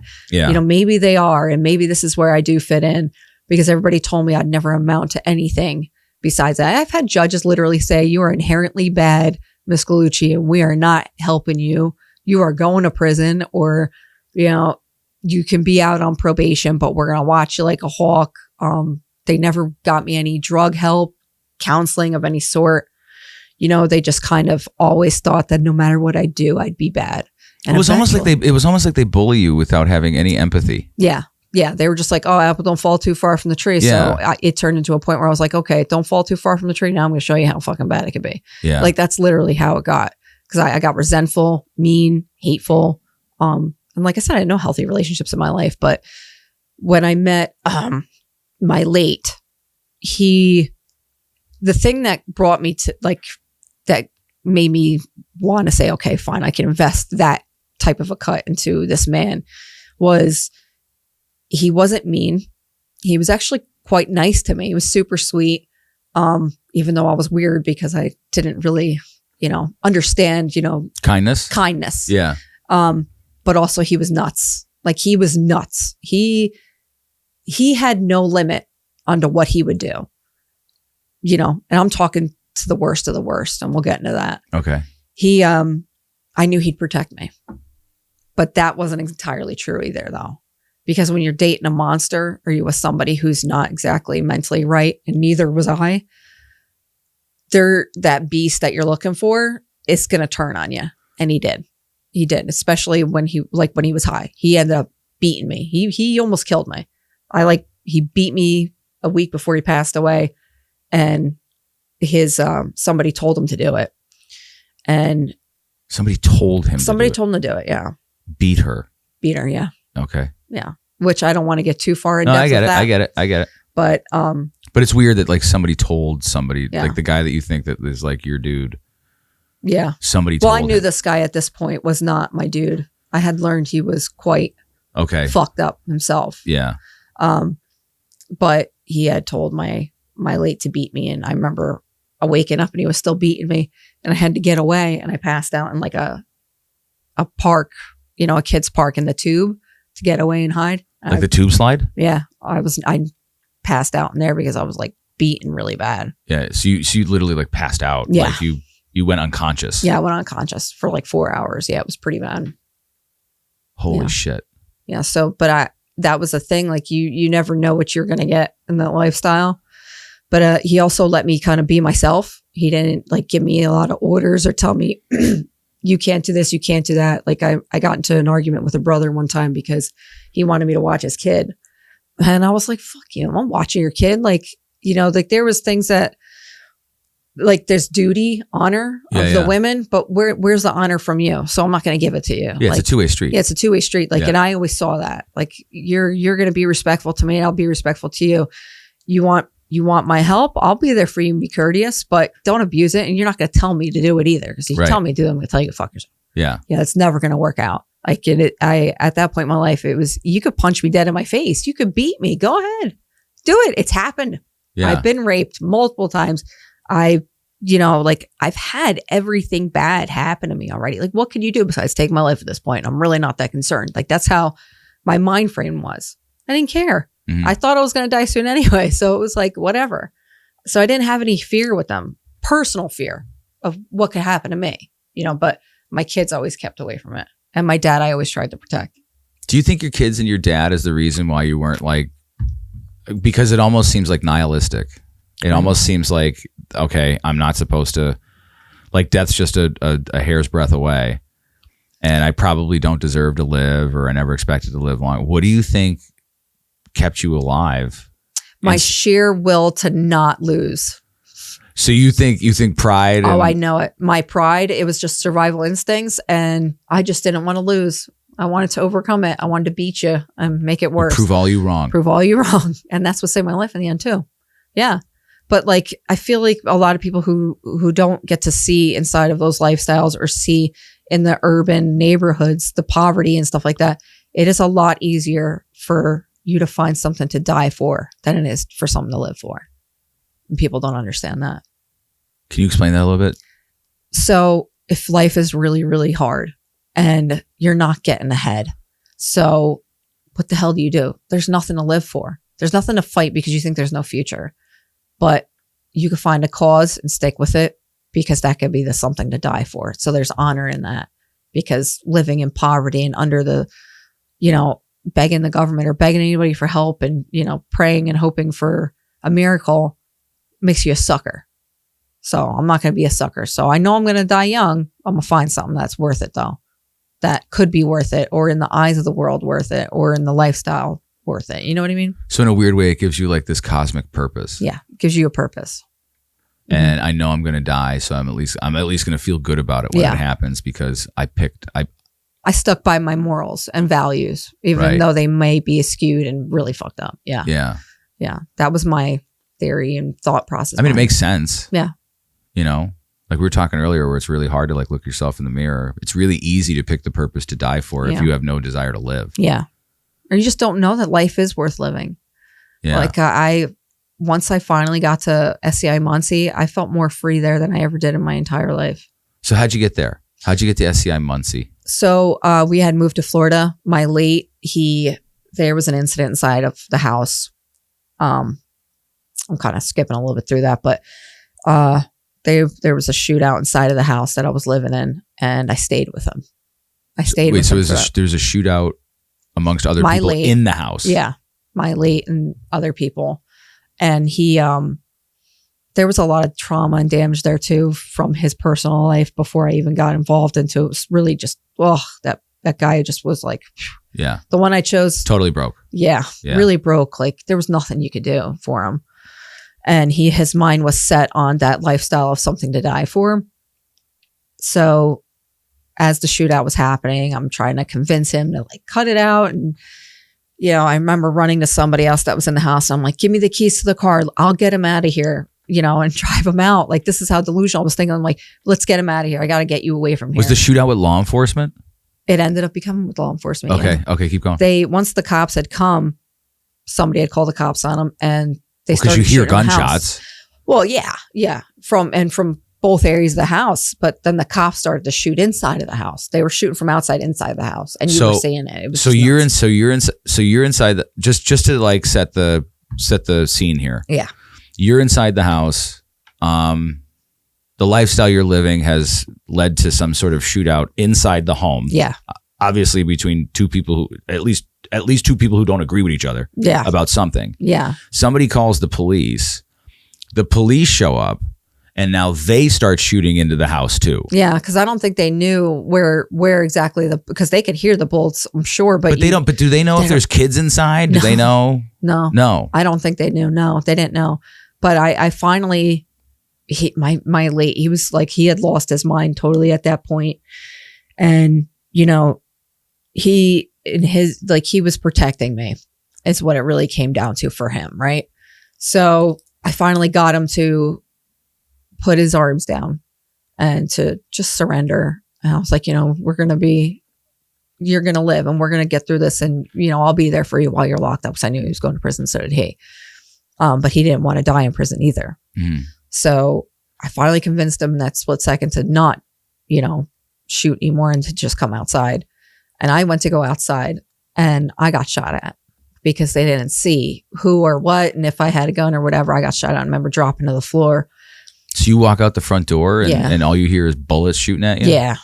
I hear bullets, and I just dropped to the floor, and I remember him screaming behind me, and he was like, he thought I had gotten shot because I just dropped. Yeah. But it was just to like duck for cover.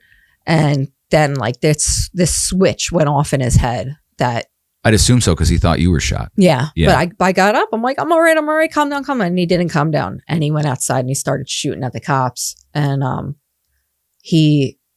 pretty sure he hit a cop.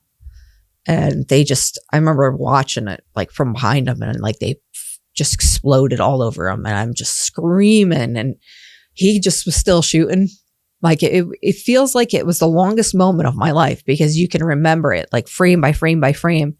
And he was still shooting as he dropped to the floor. And I screamed, I'm like, stop, what are you doing? And then he finally stopped. And, I was calling to him, and he just like smiled at me and died right there. Yeah, it was a horrible moment. Have you ever seen anything like that before that? Living in like the hood, gunshots were actually pretty normal. I've been shot at, and I've seen people like, overdose, or like my neighbor when I was living in Elizabeth, he beat his wife to death, and he would beat her every day basically. So yeah, like, seeing death and demise and poverty and like the pain and the crime of these neighborhoods. Yes, I have seen it. The problem is though, with this particular one is I actually love this person. I love them. I had an emotional connection to them.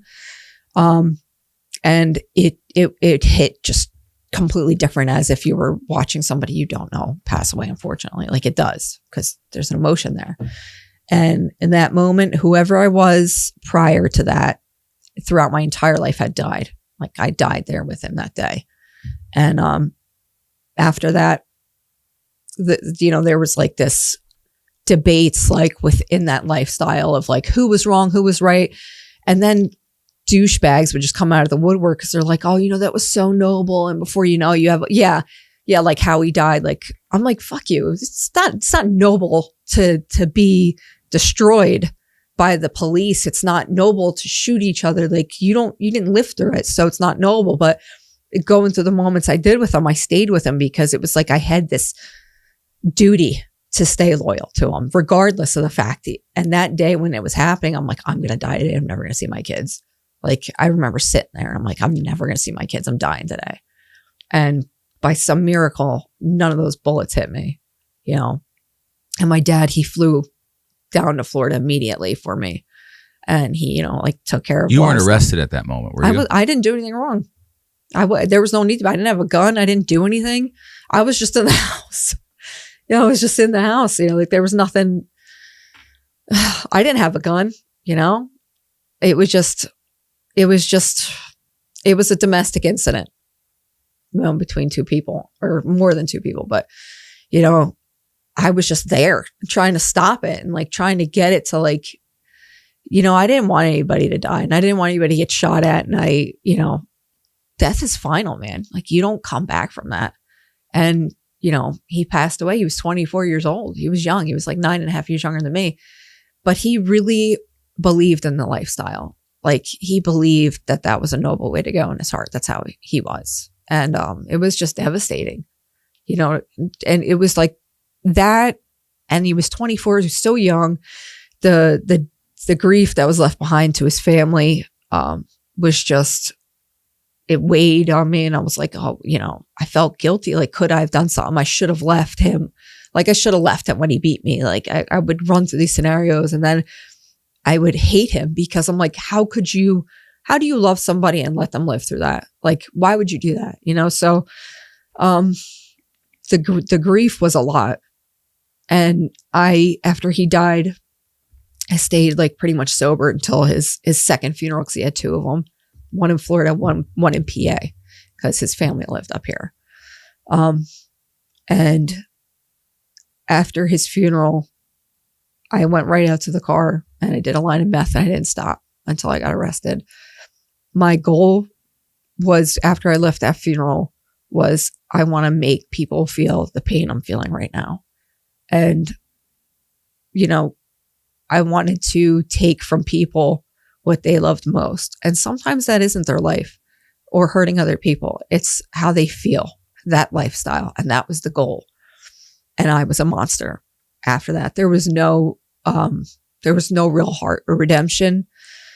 I dated men to kind of just not feel it anymore. I didn't want to feel the grief. So any way I could try to distract myself from it, I leaned on drugs and men heavily.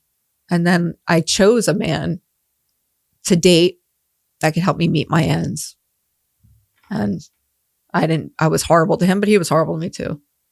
So it's safe to say that this was incredibly self-destructive.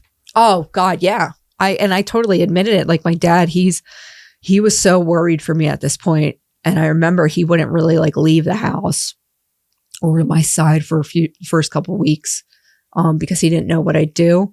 And eventually he had people like watching me, you know what I mean? And, the guy I ended up dating in order to meet the end that I wanted, he was like my friggin' bouncer, my security guard. He was a douche. He was in a club too, but he wasn't in that club. And, I utilized him as a tool. I did. But a part of me wanted to be a good person, but it was like I was too far gone. Like, I was like, I'm either going to go to prison or I'm going to die, and I'm accepting my fate at this point, because I felt like the world was just destroyed around me. Any type of love, any type of set of normalcy, I didn't experience at all up to that point. And, once that happened, I was like, I'm destined to die. I might as well make it, entertaining. That's, it's a fucked up mindset, but that's exactly like how I saw it. Like, I had no fear. I didn't care, what was going to happen to me, because I just wanted to get my revenge in a sense. Yeah. I ended up getting my revenge, obviously nobody died. I didn't want that. I wanted people to live with what they had done, just like I had to live with it and live in pain. So, yeah. And then I broke up with that guy to help me meet my ends. And I dated a drug dealer because that's what I was doing. I needed ample amounts of methamphetamine all the time, and you were going to give it to me, and you were going to pay, and, treat me like a queen because I said so. Like, that's literally how I saw it. Like, I had no love for any of these guys. And that's the saddest part about it. I did love the guy I did put the cut on for, though. He was like my first experience of truly loving somebody. And I did put my all into him. I thought that as a woman, I should invest in my old man, because I was at that point and there was no way I could get out of it. And he was the person I did that. But it's so strange, because even though he was so terrible and he did those things to me, he did teach me that I deserve to be loved and I deserve to be respected. And even though me and him had our issues, he like commanded everybody to respect me, around him. And that was noble for me. And that was the closest thing I got to normal until now. But, yeah. And it led me to being with that other guy, and his house got raided and I was living there, and that's what brought me to Muncie. Yeah. And then, so it's safe to say that like when the house got raided, you were not in a good place. Not even close. I was ready, to be honest with you. Like, I hopped out of the car and walked up to the house because I was just like, fuck it. They're going to arrest me. I know that. There's guns in the house. There's the drugs I've used in the house. And mind you, I was using about a pound a month to myself. I know of meth. Of meth. I don't even know what that means. That seems like a lot. 8 ball a day easy, because in a water bong, you're able to evaporate it up really quick. And I would do lines like 2-gram lines in a clip. And you were totally like, you were trying to be a self-fulfilling prophecy of like death or jail. Yeah. Was part of you like, I really want, like, I thought my kids jail would be better nice. off. Yeah. Well, you thought they would be better off if you were dead? Yeah. I thought my kids would be better off if I was dead, because it was like, oh, we have this family of, destructiveness. It's just going to keep going. And after that had happened with him, I was fully convinced there was no way I was going to come out of that. Did you almost think it was like fate? Yeah. But it was fate in a strange way. Wow. In this, I'm like one of those spiritual people. So they say one of the things they said to me one day that really made a lot of sense to me, because like, it's about like regret. Yeah. And like, where am I going to be tomorrow versus what I've done yesterday? Yeah. And somebody said to me, you're exactly where you're supposed to be. You are. All those things that I went through led me to the person I am today. And I'm so thankful I went through them, as painful as they were. I got arrested, and I was in Northampton County, and it was COVID. It was April 20th, 2021. And that's the day my life was saved. That's how I see it, because they did. They arrested me. They stopped me, because if they didn't stop me, I was going to die. So they saved my life. But this is from the raid, right? This is from the raid. Okay. Yeah. The state police, the PA state police came in, raided it. And I was so unhappy too, though. Like, even though I was getting high, I'm not going to lie to you. I would have a gun to my head every other day, like praying I could pull the trigger, and I couldn't do it. Because I had this issue of pride where it's like, oh, you can't quit. And, you don't want them to win. Yeah. And I don't want my kids to like deal with the suicidality, of that, because I lived it with my brother and it was horrible. So that's what always like pulled me back off the ledge. But I had money, I had clothes. I used to go on trips, to beautiful places. And the person I was with, he was a liar. Everybody around me were liars. Everybody around me was around me because they wanted something from me, just like I wanted something from that guy. Like, it was no different. But I was able to kind of like sway this guy into helping some of my friends, give them drugs or whatever. And it was just a circle of like destruction for everybody involved. Yeah, it was horrible. But I went to jail, and that experience in Northampton of the COVID lock is what changed my life, like entirely. Like that, those times, like there was a lady that came in and told me she was a seeress. I'm like, what the fuck is that? I had no experience with recovery much. And she was just like, you kind of like the bad you've lived, you can use it to help people. So that idea came into my head as a goal. So I made that a goal. But the COVID lock was 23 hours in with 15 minutes in, 45 minutes out. You're saying this is April of 2021? Mm-hmm. Okay. Yeah. You were like in confinement. I was in confinement they didn't unlock us much until about 16 months into my current county sentence when I was there. I was doing my case. Which is like July of 2022. Yeah. Yeah. But by then, to be honest with you, I did nothing but eat Chi-Chi's and read books. What the fuck is Chi-Chi's? It's fucking like ramen noodles, cheese and chips. And you make these in plastic bags. Well, that can't be good for your... It's better than the food they were given. Chi-Chi's are better than the food in prison. Yeah.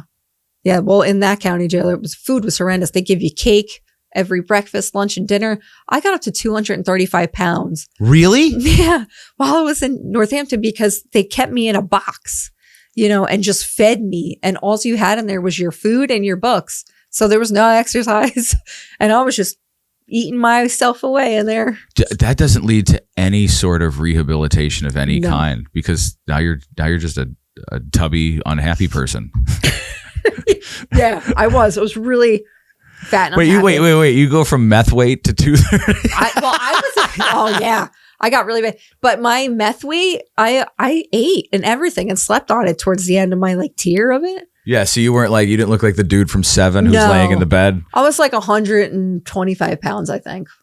Yeah, but you doubled your body weight in jail. I did. Yeah. That's a failure of the jail. Well, yeah, but the jail also was hiring like anybody off the streets for $18 an hour because it was COVID and they needed help. You know, so you're having very uneducated individuals come in. Oh, this is madness. And that's what it's. And you're trying to go through your spiritual awakening and spiritual awakening. I was going through spiritual torture. That jail is so crooked. The county jail. Yeah, that county jail is so crooked. I got locked up in the hole for arguments. I got 30 days one time. I got 12 days another time. I got 5 days another time for arguing with people. They shut my phones off to certain numbers. And the guy who was in charge of that administrative or whatever it was, I can't remember his name, but he ended up getting fired because he was an alcoholic like that. And this girl I was locked up with, like there was a whole scandal of like inmate sex, you know, screwing the cards. Like that prison was it. They fucked me up. And then they let some of the women like mentally influence them to like mess with your life. I'm like, dude, I'm not even from out here. This is horrible. So it was a very shitty experience. I was so happy to go to state prison. You have no idea. So have you ever heard of something called the Stanford Prison Experiment? No. So wait, hold on. Is that the one where you have regular people? They took the students. Yeah, and then some are guards, some are prisoners, and they how turned into total psychos. They do, and it happened in like 24 hours. Yeah, they do. And that just goes to show you, like they did the experiment as a human nature experiment, and I think it was supposed to go for like 3 days, and they shut it down after like 36 hours. Yeah, because it was going to get real crazy. Yeah, and it does. Like it's. Well, I bring that up to be like, oh, we're just going to hire any idiot off the streets for $18 an hour, and they're going to turn into tyrants. Yeah, yeah. But problem is, unfortunately, like a lot of people that do get into that field is because they want it for the paycheck. It's a good paycheck, good benefits, whatever for your family. Yeah. You're probably not the best person for that. The money's good for you, but you are not good for the position. But the money isn't even that good anymore. It's really not. Like there used to be some sort of esteem when you were a correctional officer or a police officer or whatever. Like there was some type of honor in it too. Like I felt like that faded away as well. You know, and people don't take honor in any of their jobs anymore. COVID changed a lot of stuff. A lot. And that was a horrible experience. But that county jail experience is what really tipped me over the edge of like, I never want to do this again. I cannot do this again. And I got to Muncie and I was like, thank God. Because I also in that jail, like we had no windows. You can't see outside. In the county jail or Muncie? In county. Okay. In Northampton. So like I was in the medium pretty much the whole time. You can't see anything. And the yard is just a big concrete block with like a fence. And there's no grass. There's no grass. You don't get to see outside. I didn't get to see the world and see color for, a year and change. So when they finally transported me up to Muncie, which is, we actually stopped here to Lackawanna County to pick up an inmate and then go to Muncie. And I was like, oh my God, the sun, the grass, the bees, like fresh air, it was like surreal. And I remember, being in that transport with the other women, they almost cried too, just because they were there for so long as well. Just coming from the same prison. You guys all transferred up there and stopped in Lackawanna County and then went up to Muncie. Yeah. And they were like, we can't wait to get the fuck out of here. It was freedom for us going to prison. And it was. And it was there that I was like, you know what? This is the time where in a weird way, I took it as like a blessing for me to sit down, figure out who the hell I am. What the hell do I want out of life? I'm completely removed from Jersey and from people that I know. The lifestyle I grew up in, this is my chance to like build me and figure out what it is I want. And I did that. I took every class. I took all the help I could get. I did a domestic violence program, like they have an inpatient domestic violence program, which is absolutely amazing inside of SCI Muncie. And that helped me to become more self-aware on red flags within myself and on other people, work through domestic violence trauma, things like that. That really was an amazing, essential thing. And they also helped you to band together as like sisterhood and to learn to laugh again. Like, we'd play screwy It's really games. important. It's very important. And I had that amazing opportunity while I was there. Do you think that it was, so Muncie changed your life? Muncie changed my life for the best. Well, it gave you maybe the. It gave me the time to sit down and figure out who the hell I was and what I wanted and how to like fix myself. Do you think that it worked because you wanted it to? Yeah. I was desperate. I wanted something different. Do you think any other time in your life it would have worked? Maybe, yeah. I there was no kindness in my life, and everybody who was kind to me had a motive, and it was usually because they wanted to be with me, wanted something from me, or knew that you knew someone that could influence something that'll help them. Yeah, or like, you know, I'm a pretty face, and my dad is who he is, and like, you know, I guess they saw it as like a pedigree or whatever. Maybe like a conquest or a trophy. Yeah, like a trophy. Yeah, I wasn't a very good trophy because I was going to give you the business. Yeah, you're the trophy that like hits back. Oh yeah. It's like, oh, I thought you were just going to be on the shelf. I don't know. Yeah, no, that's not how that happened. Why am I sleeping with one eye open and the door closed? Well, I've always been like a wild at heart human and free. You're very like free. Yeah, you're like one of those horses that stop trying to break me because it ain't going to work. Yeah. But, you know, and the person I'm with today, he understands that. He makes me free. He loves me for who I am, flaws and all, regardless, and is lovable and sweet, you know, but protects me. He's an amazing man. So that's what led me up here was, you know, the late and then the drugs, and I stayed. And did you find purpose in Muncie? Like, cause you're like, okay, now what happens when this is over? Well, and when did you get out? I got out May 1st. So you went in 2024. So you went in April 2021, right? In county, yeah. And then you got out August of 2024? May 1st, 2024. May 2024. Mm-hmm. Yeah. And then what? So what happens when you get the fuck out of jail? Honestly, I was like ready and excited. I figure if you could do that much bad shit and achieve such shitty things, you know, like me, the sky was the limit. I could do whatever I wanted to. And if I put my mind to it, it's like, there's no reason why I can't flip that on its head. And I kicked most people, pretty much 99% of the people out of my life that were already in it. But there was a reentry fair while we were in Muncie. And a reentry fair. Yeah. So like they have these things for the women in there when they're getting ready to leave that try to prepare you for when you're leaving. Different programs that might be available, which there's not a lot, but like financial literacy, whatever, things like that. And so this guy was there, and his name was Kurt Danish from Tomorrow's Neighbors. And his story was just wild. He did 25 years. He was juvenile lifer. He applied for grants to open up a actual reentry house for men, for long-term inmates, and for just, you know, regular ones if they need it, but all peer-to-peer based. And I was inspired by that. So when I got out, my first goal was to obviously get a place, get a job, which was hard, but I was a highly determined woman. So I did that. You're not one that you don't seem like one that takes like no for an answer. I don't. Yeah. If it's no, I'm going to find someone to give me yes, because that was meant for me. That's how I see it. But now it's like I'm able to utilize all the tools that I had that I did in the past. I use them for good now instead. I wanted to be a CRS, so I moved into a shitty apartment, and I started walking to school. I walked to work, and you know, while I was working, I actually met the love of my life, his name is Ryan, and he was becoming a manager for Mavis. I kept bringing it up while we were talking about like, you know, nutrition and shit like that. Yeah. Where it's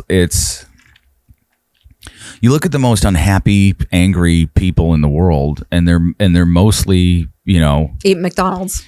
Yeah, there's nothing good at like I know parents now that are like, I know the moment my kid has had red dye number 5. Mm-hmm. And we're all just like fucking sleepwalking through all of this, saying like there's no I don't know why we as a culture are not like we should not poison ourselves daily, and we also shouldn't allow companies, corporations, entities, governments, all that shit to allow it to happen. The problem is it's so expensive to eat healthy. Like me and him, we eat just straight organic food. Like protein. Do you feel better? Yes, I can feel the difference. Like around Christmas, I was indulging in a lot of like cookies and cakes and stuff, and it was loaded with sugar, and I actually had a sugar hangover, which is a real thing. I've gotten that. Yeah, and I got sick, and I felt like shit in my hands. Like when I go to the gym, due to methamphetamine, like it can give you some type of neuropathy and fibromyalgia. Like numb? Yeah. Or painful? Or both? It's both. It's really shitty. But that increases when I eat sugar. Like my hands will go completely numb. I won't be able to I have a hard time doing deadlifts then. And yeah. What are you doing? CrossFit? No, I do everything. You're just like, I'm just gonna crush this, whatever it is. So it's like I destroyed my body for so long that now I truly believe it is like a temple, and I'm going to, I've always been like a fan of self-care, even when I was getting high. That's why I think I never like this meth is great. Can we get some pasture eggs?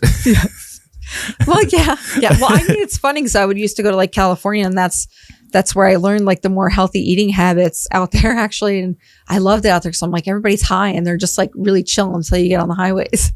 Because then it's an angry town. Yeah. Yeah. Nobody I lived there. I lived in LA for 5 years. Yeah. I loved going there. It's a nice place to visit. Even the hood doesn't even look that bad to me. I'm like, you guys have I'm going to tell you something. So I worked on this movie called Por Vida. Mm-hmm. And it was about inner city Latina girl gangs. And I worked on that like 2 jobs before Sons of Anarchy. I guess I have a brand. And we had a shoot in Compton. I've never been to Compton. Yeah. And I thought it was beautiful during the day. So did I. Yeah, it was like everybody's yard is nice. I mean, there is bars on the windows and shit. But so the sun was going down at like 7:30. And the producers on this movie were Spike Lee's producers. Mm-hmm. So they were like, yo, I'm like, here I am, like the only white dude. And I'm like, yo, this isn't like, you're like a glowworm. This isn't what I was told. Oh, and I'm wearing a cowboy hat. Oh, yes. They loved you. So I really fucking stuck out. Yeah. And they were like, yeah, just don't be here after dark. And I'm like, really? And they're like, yeah. And then I remember driving towards, we ended up wrapping for the day before the sun went down. And I was getting ready to leave. And they're like, we're not kidding. Like, just get out of here before the sun goes down. Yeah. And I'm driving west towards the sunset. And as the sun's setting, you could see like the shadows start to hit like the street lights in my rearview mirror. Mm-hmm. And it was really bizarre that like, as soon as like the shadow crossed, you would see like the people coming out. And this is in my rearview mirror. And I was like, holy shit, they were right. Like, I got to stay the fuck out of Compton at nighttime. Yeah. Yeah. No, I totally believe that too, especially if you're white. Like I grew up in Elizabeth. I lived in Newark for a little while as well. And I was a minority there. Yeah. They would call me güero. Güero. Yeah. And, little white girl or snow bunny. And cabrón. That's actually an insult, I think. Yeah, I know. I didn't know that. Like it means that you're I'm an idiot. Your wife's getting fucked by another guy. Oh, does it really? Yes, it does. Well, so like when they were really nice to me. They're insulting you. Mm-hmm. But like, it's weird because in the culture, it's like if you're a friend and you're saying it to each other and you're friends, then it's fine. But if somebody else calls you it, you're going to. I think they were being friendly to me. I don't think. Yeah, because everybody heard it. Yeah. Yeah, no one was like, ooh. Yeah. He don't like you. Yeah. So now that you are. So when you get out of jail and you talk to. What's his name again? The guy who started the nonprofit. Oh, Kurt Danish. I didn't meet him yet. I didn't meet him until literally. Well, you said they had the Reentry fair. Well, I met him, but I didn't meet him because we can't walk up to them. I got his business card or whatever. Right. And I loved what he was doing. So that became a goal for me. Like I have this habit of where I know I'm on my way to reaching my goal, but I want a new goal. Let me make sure I have another goal. What else can I keep striving for? And I always want to break the impossible barriers that people always tell you can't, just like I did in the lifestyle I was in. I was a woman, and yet I believed in commanding respect, and you're going to respect me. Like people talk shit no matter where you're at. They make up stories. It's crazy. Yeah. Oh, well, yeah. Yeah. There's no group or community that's insulated to that. Not even families. Yeah. Yeah. Everybody's still going to talk shit. Mm-hmm. And the men, like if you shoot them down, especially in that lifestyle, oh my God, they're egotistical. Total butthurt. Oh my God. So like little babies. They come for your life. Like they come for your reputation. They come for your life. They start trouble for you. They say they had sex with you and you haven't. And I've heard so many stories about me. I'm like, well, I wish I was there. Well, I got gangbanged, right? So like, did I come at least? Because I wasn't there. Like, it sounds vulgar, but that's what I would say. So I'm like, this is nuts. Like, and I would just take it with, I would laugh at it. I would have to. I find that like, I always tell people, because like I work with politicians and stuff, and usually when people start making up lies about you, I always say that that's either fear or jealousy. Mm-hmm. They're afraid of what you are, mm-hmm. or they're afraid of who you are. Yeah, because they see something in you they wish they had. Most of the time, that's what it is. And it's just like this massive insecurity of like, I am unhappy with my life, so I'm just going to make sure that other people suffer for it, which you're familiar with being absolutely. On the other side of that too.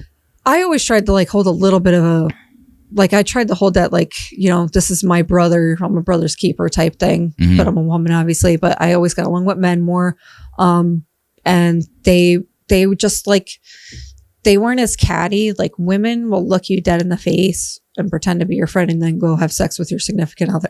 Right. You know what I mean? Where men will do that too, but it seems like personal. women are quicker to betray. Yeah, they are very quicker to betray. They're looking for emotional validation in every area of their life usually. I think that, look, I heard like we live in this world right now where it seems like they're trying to equate men and women to being equal, and they're not. I don't think they are either. But I heard somebody say this and it really like resonated with me. It's like men and women, yes, they are different, but the trick to it is that they're complementary. Yes. So in other words, like together and with the right people, yes, you're now whole. Yeah.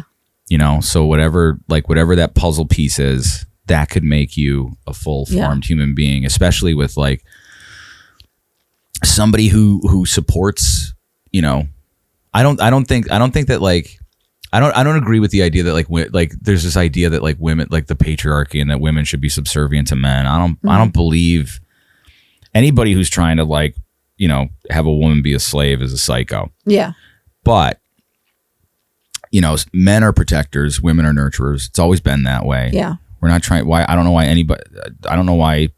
any rational person right now is trying to reinvent the wheel of like male and female, but a man can't be strong without the support of his woman, and a woman can't be mm-hmm. nurturing without the protection of the man. Just like I said in the beginning of my dad's values. Yeah, right. Totally agree. And it was hard to even conceive that type of an idea because as a woman, I never got to be a woman.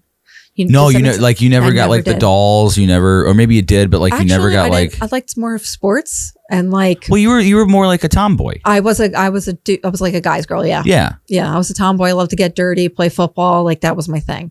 But the whole coming into being a woman type thing, I didn't like attention, believe it or not. So I really didn't, and I didn't want anybody looking at me. So I tried to not. I didn't dress provocatively, really at all. I did in my later years when I was, dating that guy in PA, but, I was afraid to look too pretty because I felt like I was like a target or. Well, in a way you kind of are if you do. Yeah, you are, so I would try to dull myself down to a degree, but my personality always came crashing out. And I always said what was on my mind, unfortunately for me at the time. No, I don't. Do you think that's unfortunate? Because wouldn't you rather know like you're gonna get stabbed in the heart, not the back?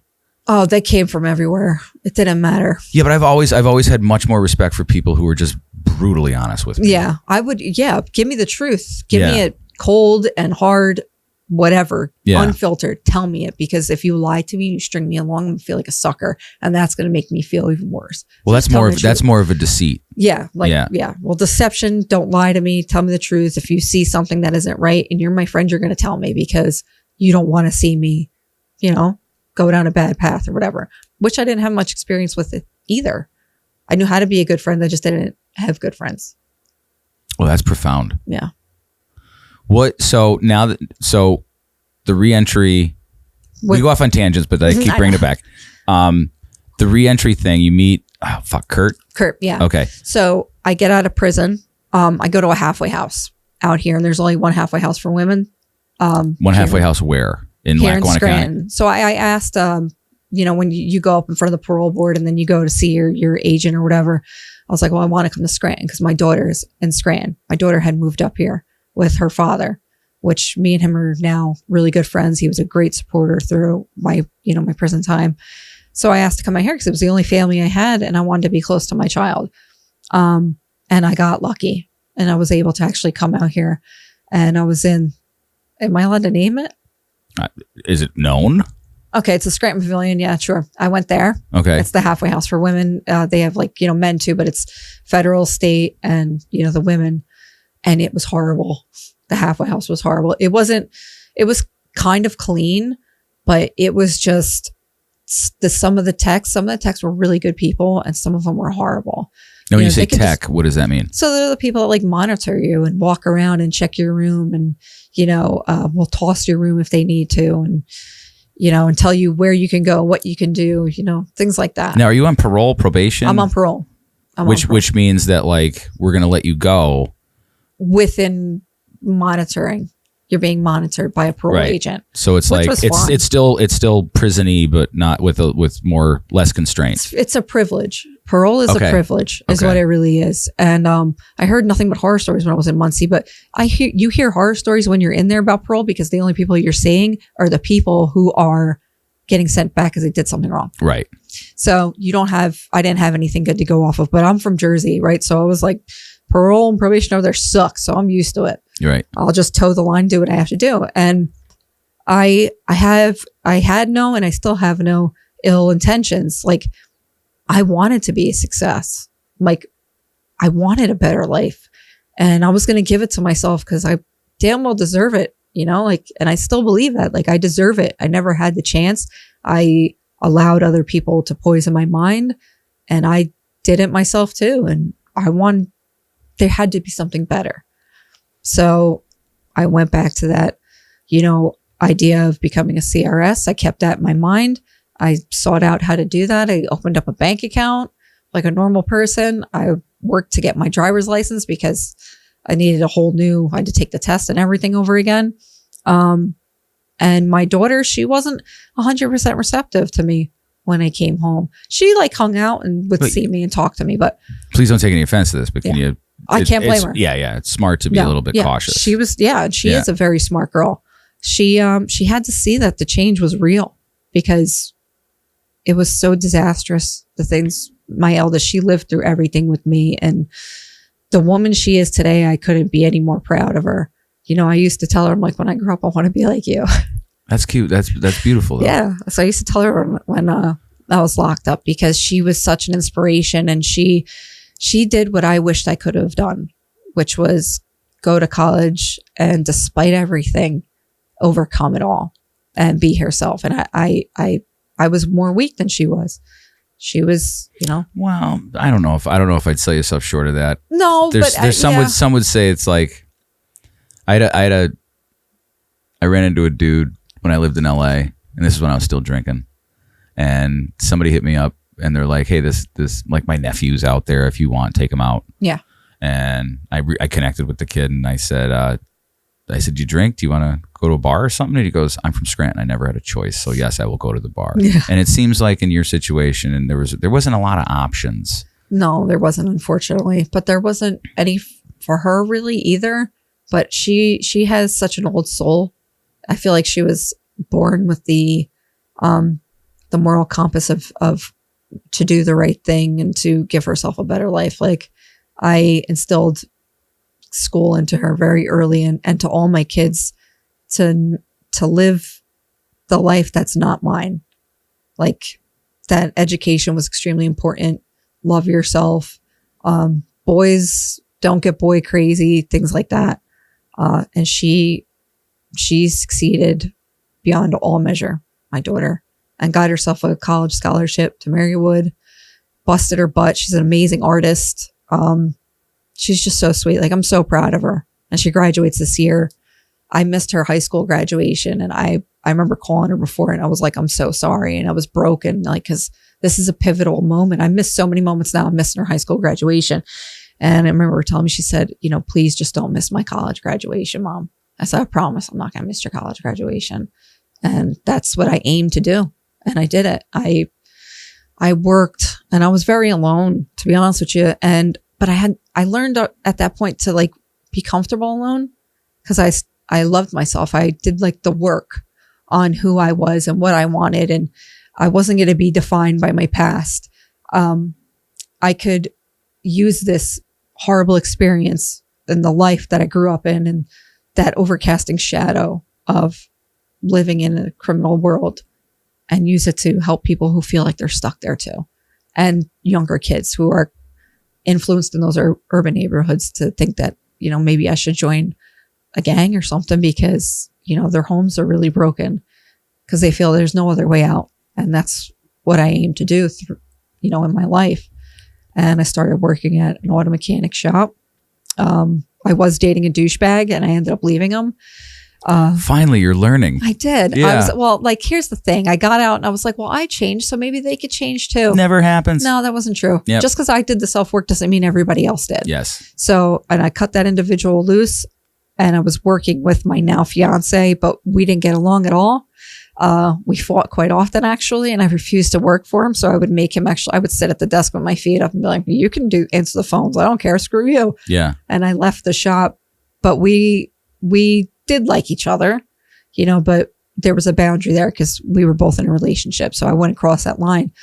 And then when he was out of his relationship, he had called me and he was like, you know, you want to get like a cup of coffee? And I'm like, you know what? Screw it. You're cute. Might as well go for it. Yeah. And he became my best friend, the love of my life. There were times where when I had already stopped school for CRS. I finished it and I wasn't secure enough to take the test. And he pushed me to go take the test. And, you know, he just always supported me in everything. And he showed me how to love and how to be loved. And sometimes it's really hard for people to allow love.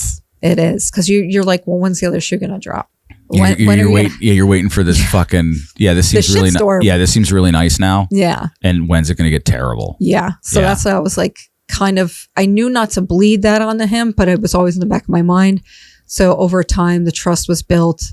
And he was always very honest with me about everything. And I don't know, I fell in love. You know, I like first time in my life, fell like truly in love and was able to be a woman. I'm able to be my vulnerable self. I can be the role of a woman. I don't have to be like hard and tough. I can be, you know, whole. He helped me become whole. Do you remember the moment where you're like, him? Yeah. What's wild is I saw it before I even started to date him. I saw that with my wife. Yeah. I'm like, this bitch. Yeah. I was like, she's it. He's a good dude, you know, screw him, you know, and I just, it just somehow the stars aligned for us. And yeah, he had become the manager of that shop. And I always told him, just like he told me, I'm like, you are so much better than where you're at right now. Cause he also lived his life, on drugs really bad. He used heroin, Xanax. He was a needle user, which I had no experience myself with, but if that's a drug in itself. Count your lucky stars. Well, I never would because I was too vain. No pun intended. No pun intended. But I was so vain. I'm like, there's no way I'm scarring up my body like that. So that kept me from doing it. But yeah, he overcame that, and I was like, why don't you just, you know, be your own mechanic? You know, like let's start a shop. Like I'm here for you. Let's do this. And him and this other guy, Gary, amazing man. He's in recovery himself too. He owns Gardens of Eden. I mean, he built his life, this guy, and busted his butt without people telling him what to do, like NA or AA. Right. You know, which was it's inspiring. And he saw that in my soon to be husband, and he was like, you know, you want to go into business together? And my fiance was like, screw it, let's do it. And I'm like, all right, I'm nervous, you know, because you're going to be unemployed now. But he opened up Thiel's Family Auto last week and they're killing it. Just in 1 week? Just in 1 week. He's killing it. He's doing amazing. Yeah. So now what's the new purpose? What do you For me? Yeah. So I am a CRS. I'm a CFRS too, to help with families. Say those things. What does that mean? So a CRS is a certified recovery specialist, and a CFRS is a certified family recovery specialist.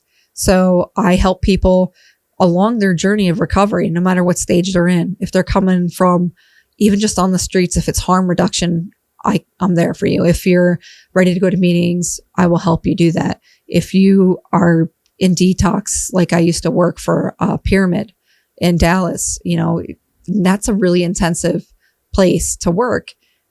it was an amazing learning experience, and everybody there, they're absolutely fabulous. And Pyramid, and my supervisor and my coworker there, they were essential in molding me to be the CRS I am today, to help me be comfortable with myself. And I didn't have experience with people in rehab, and I had never been into a rehab until I worked in that rehab. Like, I had no experience of it. So it was. Man, that's strange, because everyone around here seems to like have experience in rehab in one way or another, like Al-Anon or. Yeah. Prison. That's it. They were like, you're going to jail. Like, they always wanted to like watch me in some form, whether it was probation, parole. Even as a kid, they did that too. But yeah, it was a really eye-opening experience, and I got to learn like what I wanted to do within it. But my passion always went back to reentry. So I am on parole.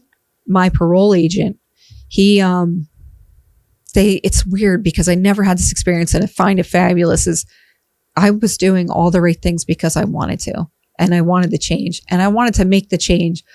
And I remember being in front of my judge as he sentenced me to go to Muncie, and I was like, I've been a part of the problem, and I know that I'm going to be a part of the solution. I promise, because he was like, I should give you 10 years. And I was like, well, I promise I'm not going to be like that. Like, but people have to see it. Right. And they did. Parole saw it. And within 18 months, my agent came up to me. He's like, there's this program called Strive. It's a huge acronym. I can't remember what it stands for, but basically it's for reentrants. And they help people coming out of prison and that are, got like 2 years left on their tail. And you work with parole, and there's a judge that created it. This DA that's just absolutely hilarious, that's on it too. And Mary Brotzman, she started it too. I have a wonderful working relationship with these women and these people. And, it's cool because they come to me sometimes for advice. I'm sitting here like, oh, you sure? Yeah. It's just surreal. It's weird to be like, you're an asset. Yeah. Yeah. That's how they said. They're like, yeah, can you? And then I started doing like speeches, lectures, like with Scranton University. They did like some stuff where we would talk about, our experience of what it's like to come home, as a convicted felon. And I loved it, and it just excelled from there. And they knew that I wanted to open up my own reentry program, because there's none in the state of PA. There's no reentry for women. Wait, what?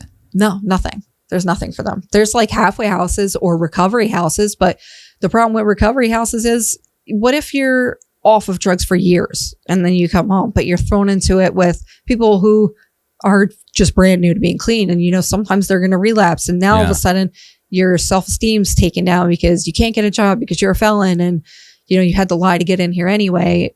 And then somebody has drugs and you're like, screw it. This seems like a good option. Now you have a problem with a whole new habit. Right. It's not effective at all. Recovery houses, their intentions are good, but they pop up and drop like, whack-a-mole, unfortunately. Yeah. It seems like a con. It's funny because some of them are.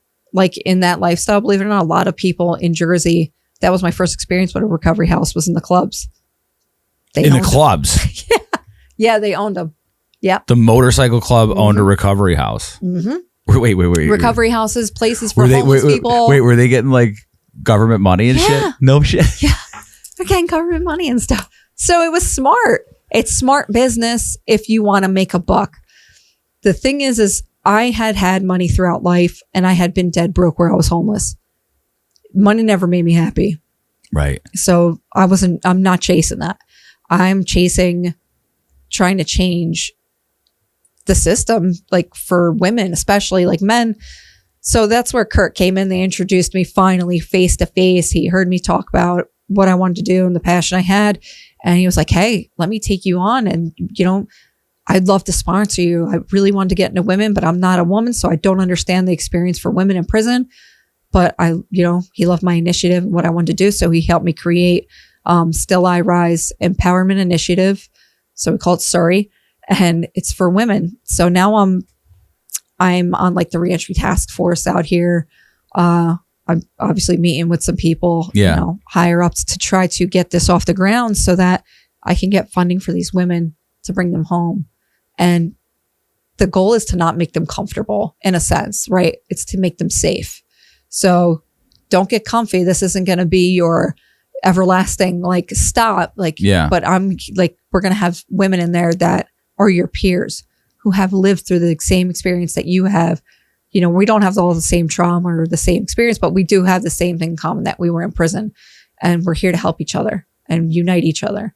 And whether it be domestic violence, recovery help, housing help, even trying to get back into your children's lives, anything you need, that's what my organization is there to do. I want to give them the confidence to give themselves a better life and keep themselves accountable. I plan on having them do community service because I find that to be essential, to be in your community to help everybody within it. We don't have community anymore at all. No. At all. We're all fucking... We're all against each other. Nobody knows who their neighbors are anymore. No, you have no idea. So that's the thing. Like, I want these women to learn the things that I had to learn on my own, but it'll be easier for them because I'm there, and other women who have lived through it will be there too. So it'll be a program, a house, but I want them to feel like it's grandma's house. Like, you're just going, this is in an everywhere neighborhood and you're not the pariah. So I'm trying to open up the community to see that, 95% of inmates, they're going to come home. It doesn't matter. They're in your neighborhood. How do you want them in your neighborhood? Do you want them to fail or do you want them to excel? Now you could keep spending taxpayer money and it would be $60,000 a year easy to keep them incarcerated. Or you can do half that, not even, and make sure they succeed. Well, it seems like it should be the goal. Like, one of the things that really pisses me off, and people think of me as a Republican, but like, I'm an American. I don't give a shit about the parties anymore.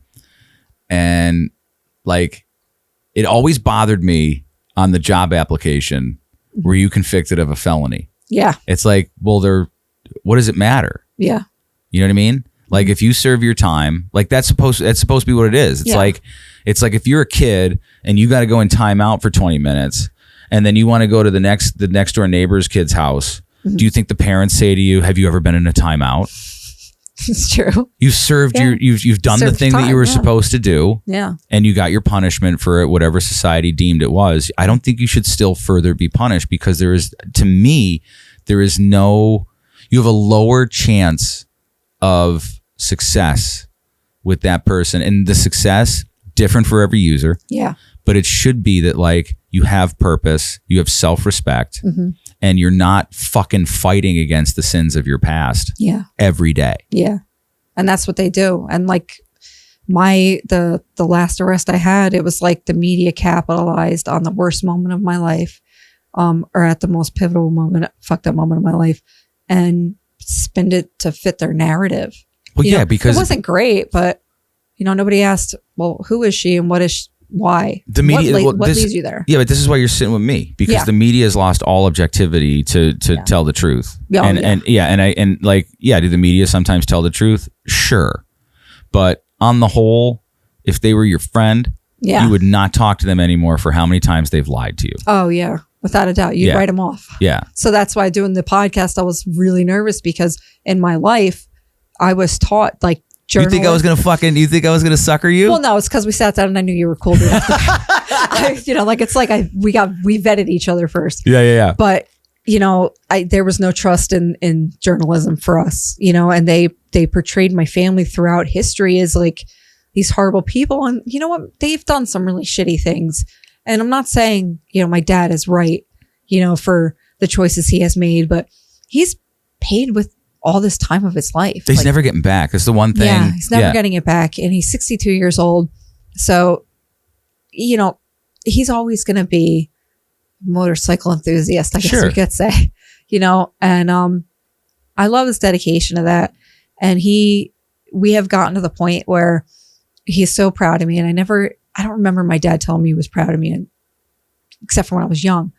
But as an adult, like he has said it so much to me now. And I was like, wow, this is what I've always kind of wanted. And it's here. And, we have such a good, strong father-daughter relationship now. We do have like that trauma bond, of course, of the lifestyle we've lived together. You've been through hell. Yeah. We've both been through hell, and put each other through hell too. Yeah, sure. In equal measure. But in the end, we stayed loyal and strong, and, we love each other, and he's my family. And we move forward from the shit that's happened. So moving forward in the next like year, what are you looking to do? So you're trying to get this. So what you're trying to do is get the thing that when we first sat down and we have I don't want to mention their name, but we have a mutual friend that connected us. Mm-hmm. And because I don't want to bring any attention to anything. Yeah. And that person usually likes to stay off the radar for shit like this. Cause it's like, I don't need a fucking fireworks display to show that I did a nice thing. Yeah. Which is the amazing thing about that person. Yeah. But the thing that like blows my mind is like, there is no reentry. Like the preponderance of women in prison today is way larger than any of us want to admit. And there's no reentry, which is like, just get your shit together and have like positive people around you to help you achieve that. And to get a little bit of self, you know, I always tell people like, you know, all those people who are like trying to save everybody all the fucking time. Yeah. And they're all fucked up too. Yeah. I'm like, there's no way you can help people if you don't help yourself first. Exactly. And when you help yourself first, you'll be that much more impactful on helping other people. Yeah. And the fact that we don't have anything in the county, in the city, in the state to help women re-transition back into like what the way it's supposed to be, to me is, I think that's, for us to be spending money on all the fucking crazy shit that we spend money on and waste money on, and to not allocate a nickel to that is really heartbreaking to me. It is. It's sad. The system, unfortunately, is unbelievably broken, and you're not going to be able to fix it, but it doesn't mean you can't make it better and improve things and bring light to certain things. And women, they need confidence. So do the men too. But the women, they always fall into like domestic relationships. You know, I'll give you a home plan, and then before you know it, you're in an abusive relationship, and it's like a circle. You just keep going over and over and over. And they go back to places where their trauma was. And I'm not saying you shouldn't go home, but you know, yeah, but you got to be able to be smart about it. Like, you know, and you have to really cut everybody out of your life. Most people. The one thing I learned from like when I quit drinking, I did AA for like 2 weeks, and I'm like, oh, you motherfuckers just make me want to drink more.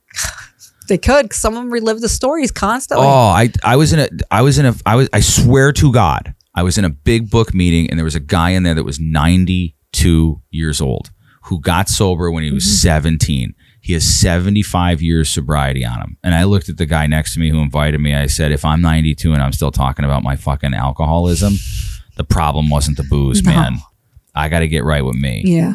And I went and got right with me. And like the crazy thing about like, it's not up to the people in the recovery program or the AA meetings or the NA meetings to make you better. It's up to you. Yeah. And you could do that without the AA meetings, without the NA meetings. And I mean that not in a negative way, but statistically, people who go to rehab have a 97% recidivism rate, and people who don't go to rehab and just decide to stop have a 97% recidivism rate. Yeah. So I look at it as like this predatory, I look at it as like this predatory industry that really takes advantage of human suffering. Yeah. And that's where I had the issues with like AA and NA, because I don't think the leadership is good.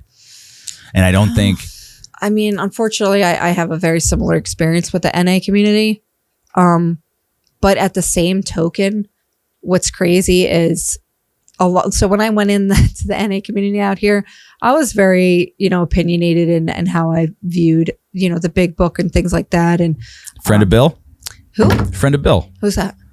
Isn't that who wrote the book? I have no idea who wrote the book. Well, the guy who wrote the book, if you look into this, which is really fucking crazy, which is the thing that like, I know you and I have had talks about stuff like this, but the guy who wrote the book had a psychedelic experience, and then he wrote the book. Oh yeah. So yeah. So it's funny that their doctrine is all off of somebody who, you know, was high. I don't look at psychedelics as a drug. I don't either. I feel it's more of a spiritual experience, but within reason. If you do it right, it works. Yeah. I mean, I've never done psychedelics, to be honest with you, due to the lifestyle I've had. I always thought that's probably a really bad idea. I thought I was totally against it till I was 40. Yeah. And then I did it one day, and I was like, I should have did this 20 years ago. Yeah, I don't know if I'd be ready to do that. It's only ready when you're ready. Yeah. You know what I mean? I'm not ready for psychedelics. Nobody's forcing anything at anybody, but there is a lot of research out there. You're right. Yeah, there is. Do you listen to Joe Rogan ever? Yes. So did you see the episode recently with Rick Perry? No. So Rick Perry was the former governor of Texas, and he used to be Secretary of Energy when Bush was in there. And he was always like, you always thought he was like this goofy, stuffy Republican guy. He is now all in on Ibogaine for trauma. Really? That's the only reason he was there, was to talk about that. Texas is now legalized, and they're funding to the tune of, I think, $50 or $100 million Ibogaine research for trauma, PTSD, veterans, all that stuff. And the numbers he was saying, because they're actually doing like the control trials from like Stanford and shit. So they're working in conjunction with, for opioid addiction. Yeah. This is just for opioid addiction. Yeah. He goes, you can go to the traditional route and do the rehabs and all that shit for 18 months, and then you might, have your come to fruition moment. Ibogaine, 1 dose, 72 hours. Yeah. And he goes, why do we hate people? Yeah. That was his thing. And he goes, I'm a Republican. I should not be for this. He goes, but the data's there, and the effects of it are there. That's crazy, because it's most people, they don't like to look at that, because for the longest time it's been considered taboo or messed up, but I don't know a lot about it, but from what I've read, there's been a lot of success with the microdosing of mushrooms, and we do ketamine too, right? I think it is. Yeah, ketamine. Yeah, ketamine. It's there's a bunch of them. So there's MDMA, ketamine, Ibogaine, LSD, psilocybin, peyote, ayahuasca.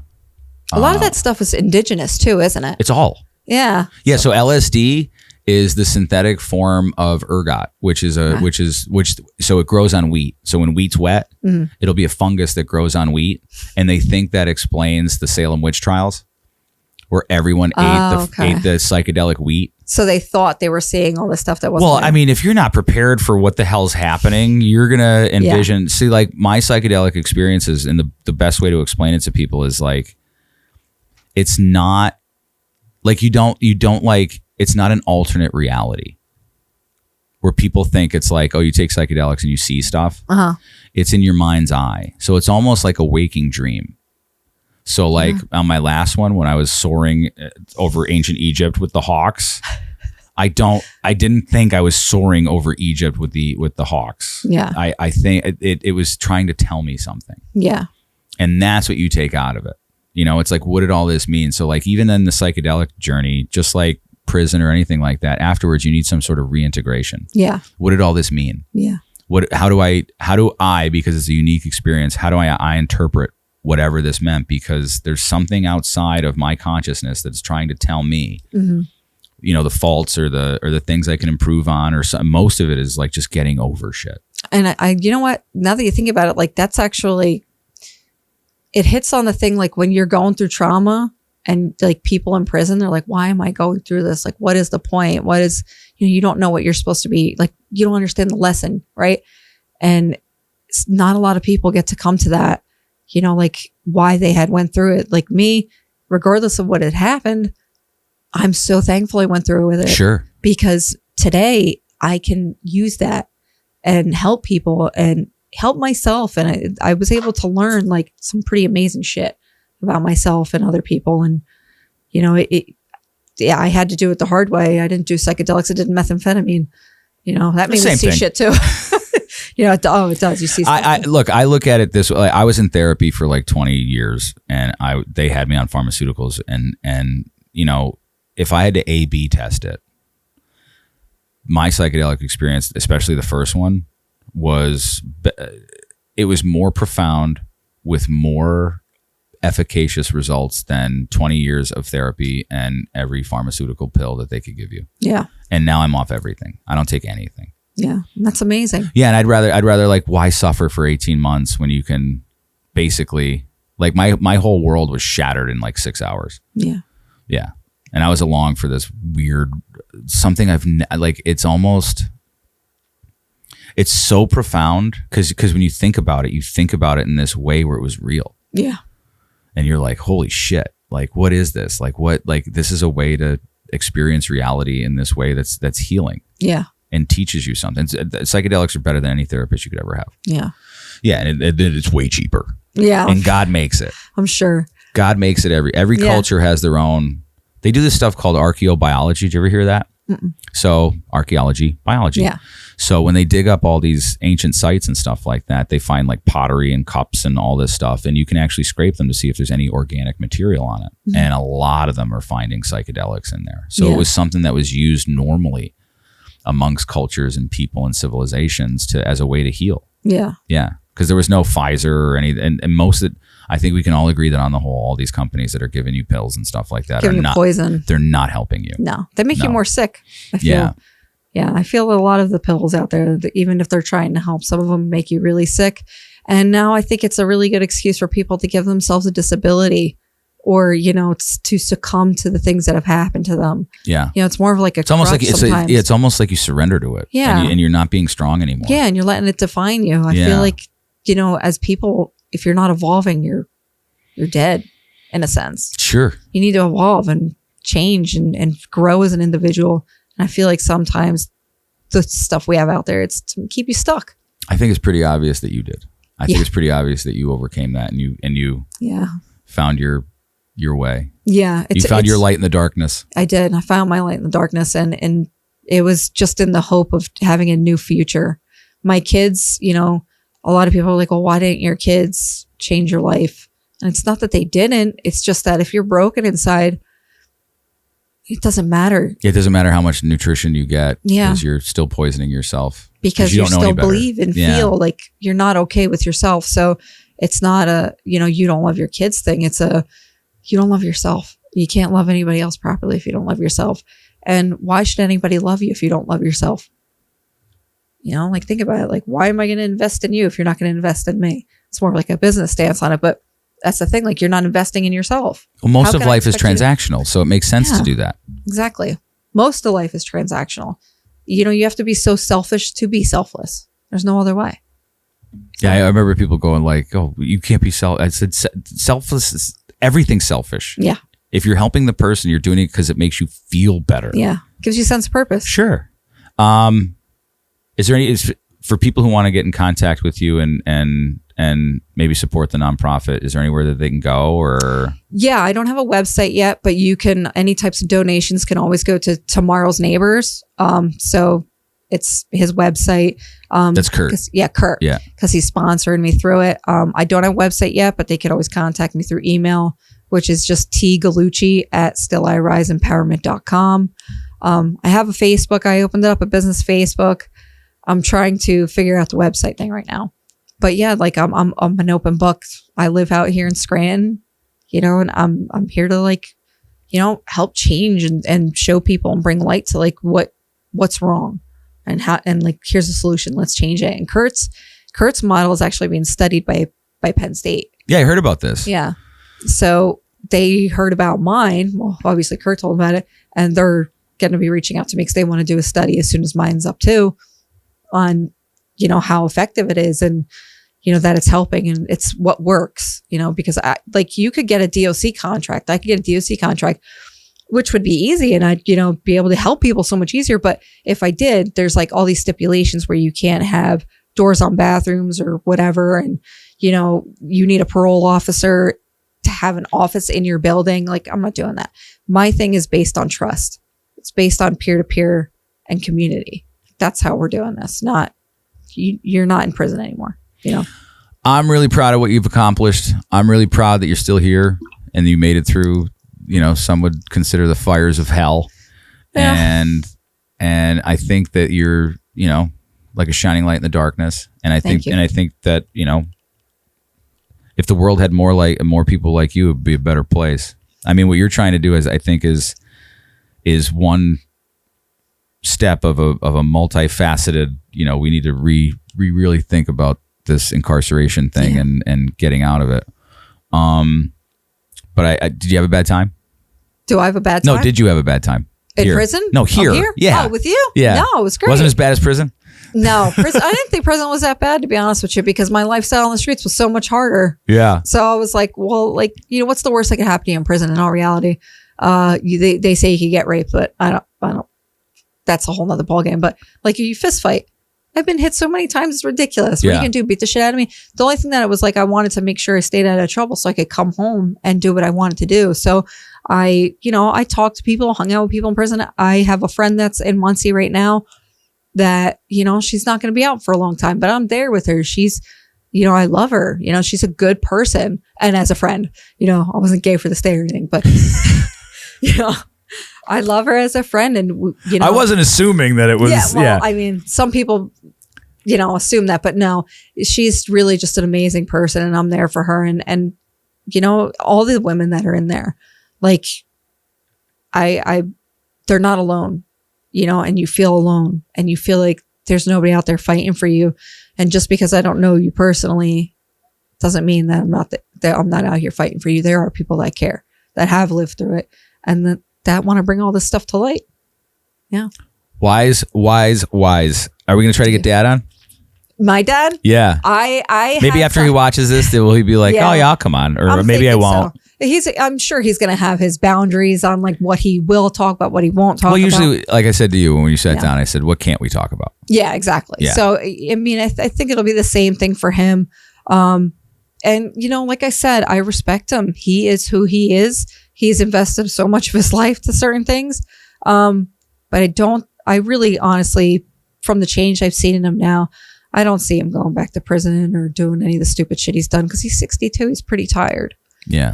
His life is, Plus he's got to see his granddaughter graduate college. Yeah. And he's my dad, like my wedding I'm having now, I'm marrying this man because I'm in love with him. Mm-hmm. Because this is my partner. Like, this is it. He makes me whole and he makes me the best version of myself when I'm not or when I am or whatever. Like, he's there. And my dad's like, I'll pay for your reception. I know. It's wild. And so it's safe to say that like Dad likes him. Dad loves him. My dad is so proud of him too. Like, cause my dad loves to like show off a little bit. You'll see. Mm-hmm. This is my son-in-law. Mm-hmm. Yeah. Yeah. He's very Italian, very, boisterous, talks with the hands. But like the accomplishments of our family, we've all done some really horrible shit. Like even my aunt, I don't want to get too far into it because I didn't ask her permission, but she came from prison too. And now she's helping the homeless and, her and her wife, they're probably the most stable relationship I've seen throughout life, to be honest with you, is my aunt and my aunt. Yeah. Because they've been together since I think before I was born, but they help people and she's an inspiration too, that she's been through all this stuff and she lived through it too, the crazy family and, I can't wait to possibly meet your dad. Yeah, you're going to love him. He's really hard not to love. He's probably going to shake my hand and I'm going to crumble because I'm like, that grip. Yeah, he's probably one really of those guys too. So, and he's very, so I'm not going to say I'm like a pervert or anything, but I have no fucking clue where this is going. So like my dad is totally a handsome open. Man. He's a yeah. That's not it though. But he's like, he always grabbed my mom's butt. And he's like one of those dudes that like would just motorboat her because he loved her. He just like really loved he was very openly affectionate with my mom. Yeah. And very, very lovable. And he would tickle her. Like that's what I mean. Like I saw the love and then I saw how bad it went. So that's why I never believed it could be happening. But like, you ever see Andrew Dice Clay? Yeah, sure. Perfect example. Just like that. Oh, your dad's the dice man? Yeah, man. He's just very Dickory dock. Yeah. He used to go see him too. I still occasionally watch the Dice Man. He's still doing it. Yeah. He's still doing it. Yeah, he's very vulgar like that. Then he'll fit right in with me. I love that shit. You guys are gonna be just fine. I love that shit. Yeah, and I do want my dad to come out and talk and kind of show the world that side of the life because he's been through it in every stage and all the fads and errors, and through it all, he family is his number one. So now. Number one, me, kids and stuff. But he will always have a heart for that lifestyle. He is who he is. I get it. So he's always going to be that, but he's smarter. And I think he wants to instill in that type of lifestyle, like the proper values, maybe like if he could do it better, well, good luck. Right. But he is definitely a brother's brother. And, Yeah. You're a survivor. I think I'm a thriver, not a survivor. I hate being called a victim too. Like that I didn't call you a victim. No, but yeah, you know yeah. how like people are like, oh, I'm a survivor, you were a victim. Like that used to set me off too. Well, it's a mindset thing.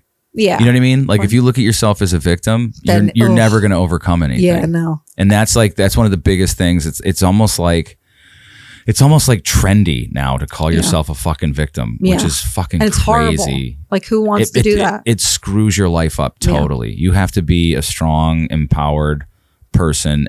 And you know what, man? For a lot of people, it is really difficult. And I sympathize with it totally, that like it's hard to change your mindset from being a victim into being somebody who's empowered. Yeah. But you know what, man? On the other end of that is a strength and liberation that most people didn't even think was possible. Yeah. And I think like even if you are a victim, I think it's always better to pursue to not identify yourself as that, because the longer you do, the more whatever that terrible thing is gets to rule over you. Yeah. You know? It makes you weak. That's how I feel. You know, you have to take your experiences and learn from them so you don't repeat them. And I always repeated my mistakes, just worse and worse each time I did it. You know, and this time I finally learned, I'm like, nah, I want something different. And I want my kids to be proud of me. Like, you know, that legacy I have, the things that I grew up in the family I'm related to, like I'm proud of them today. They've all grown from it, you know, but I wanted the familial curse to end with me.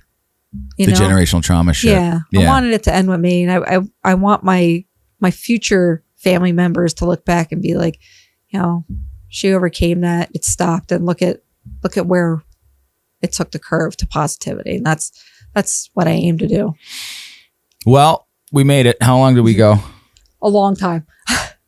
About 240. Okay. That's not bad. That's right? not bad. No. Yeah. It went pretty quick.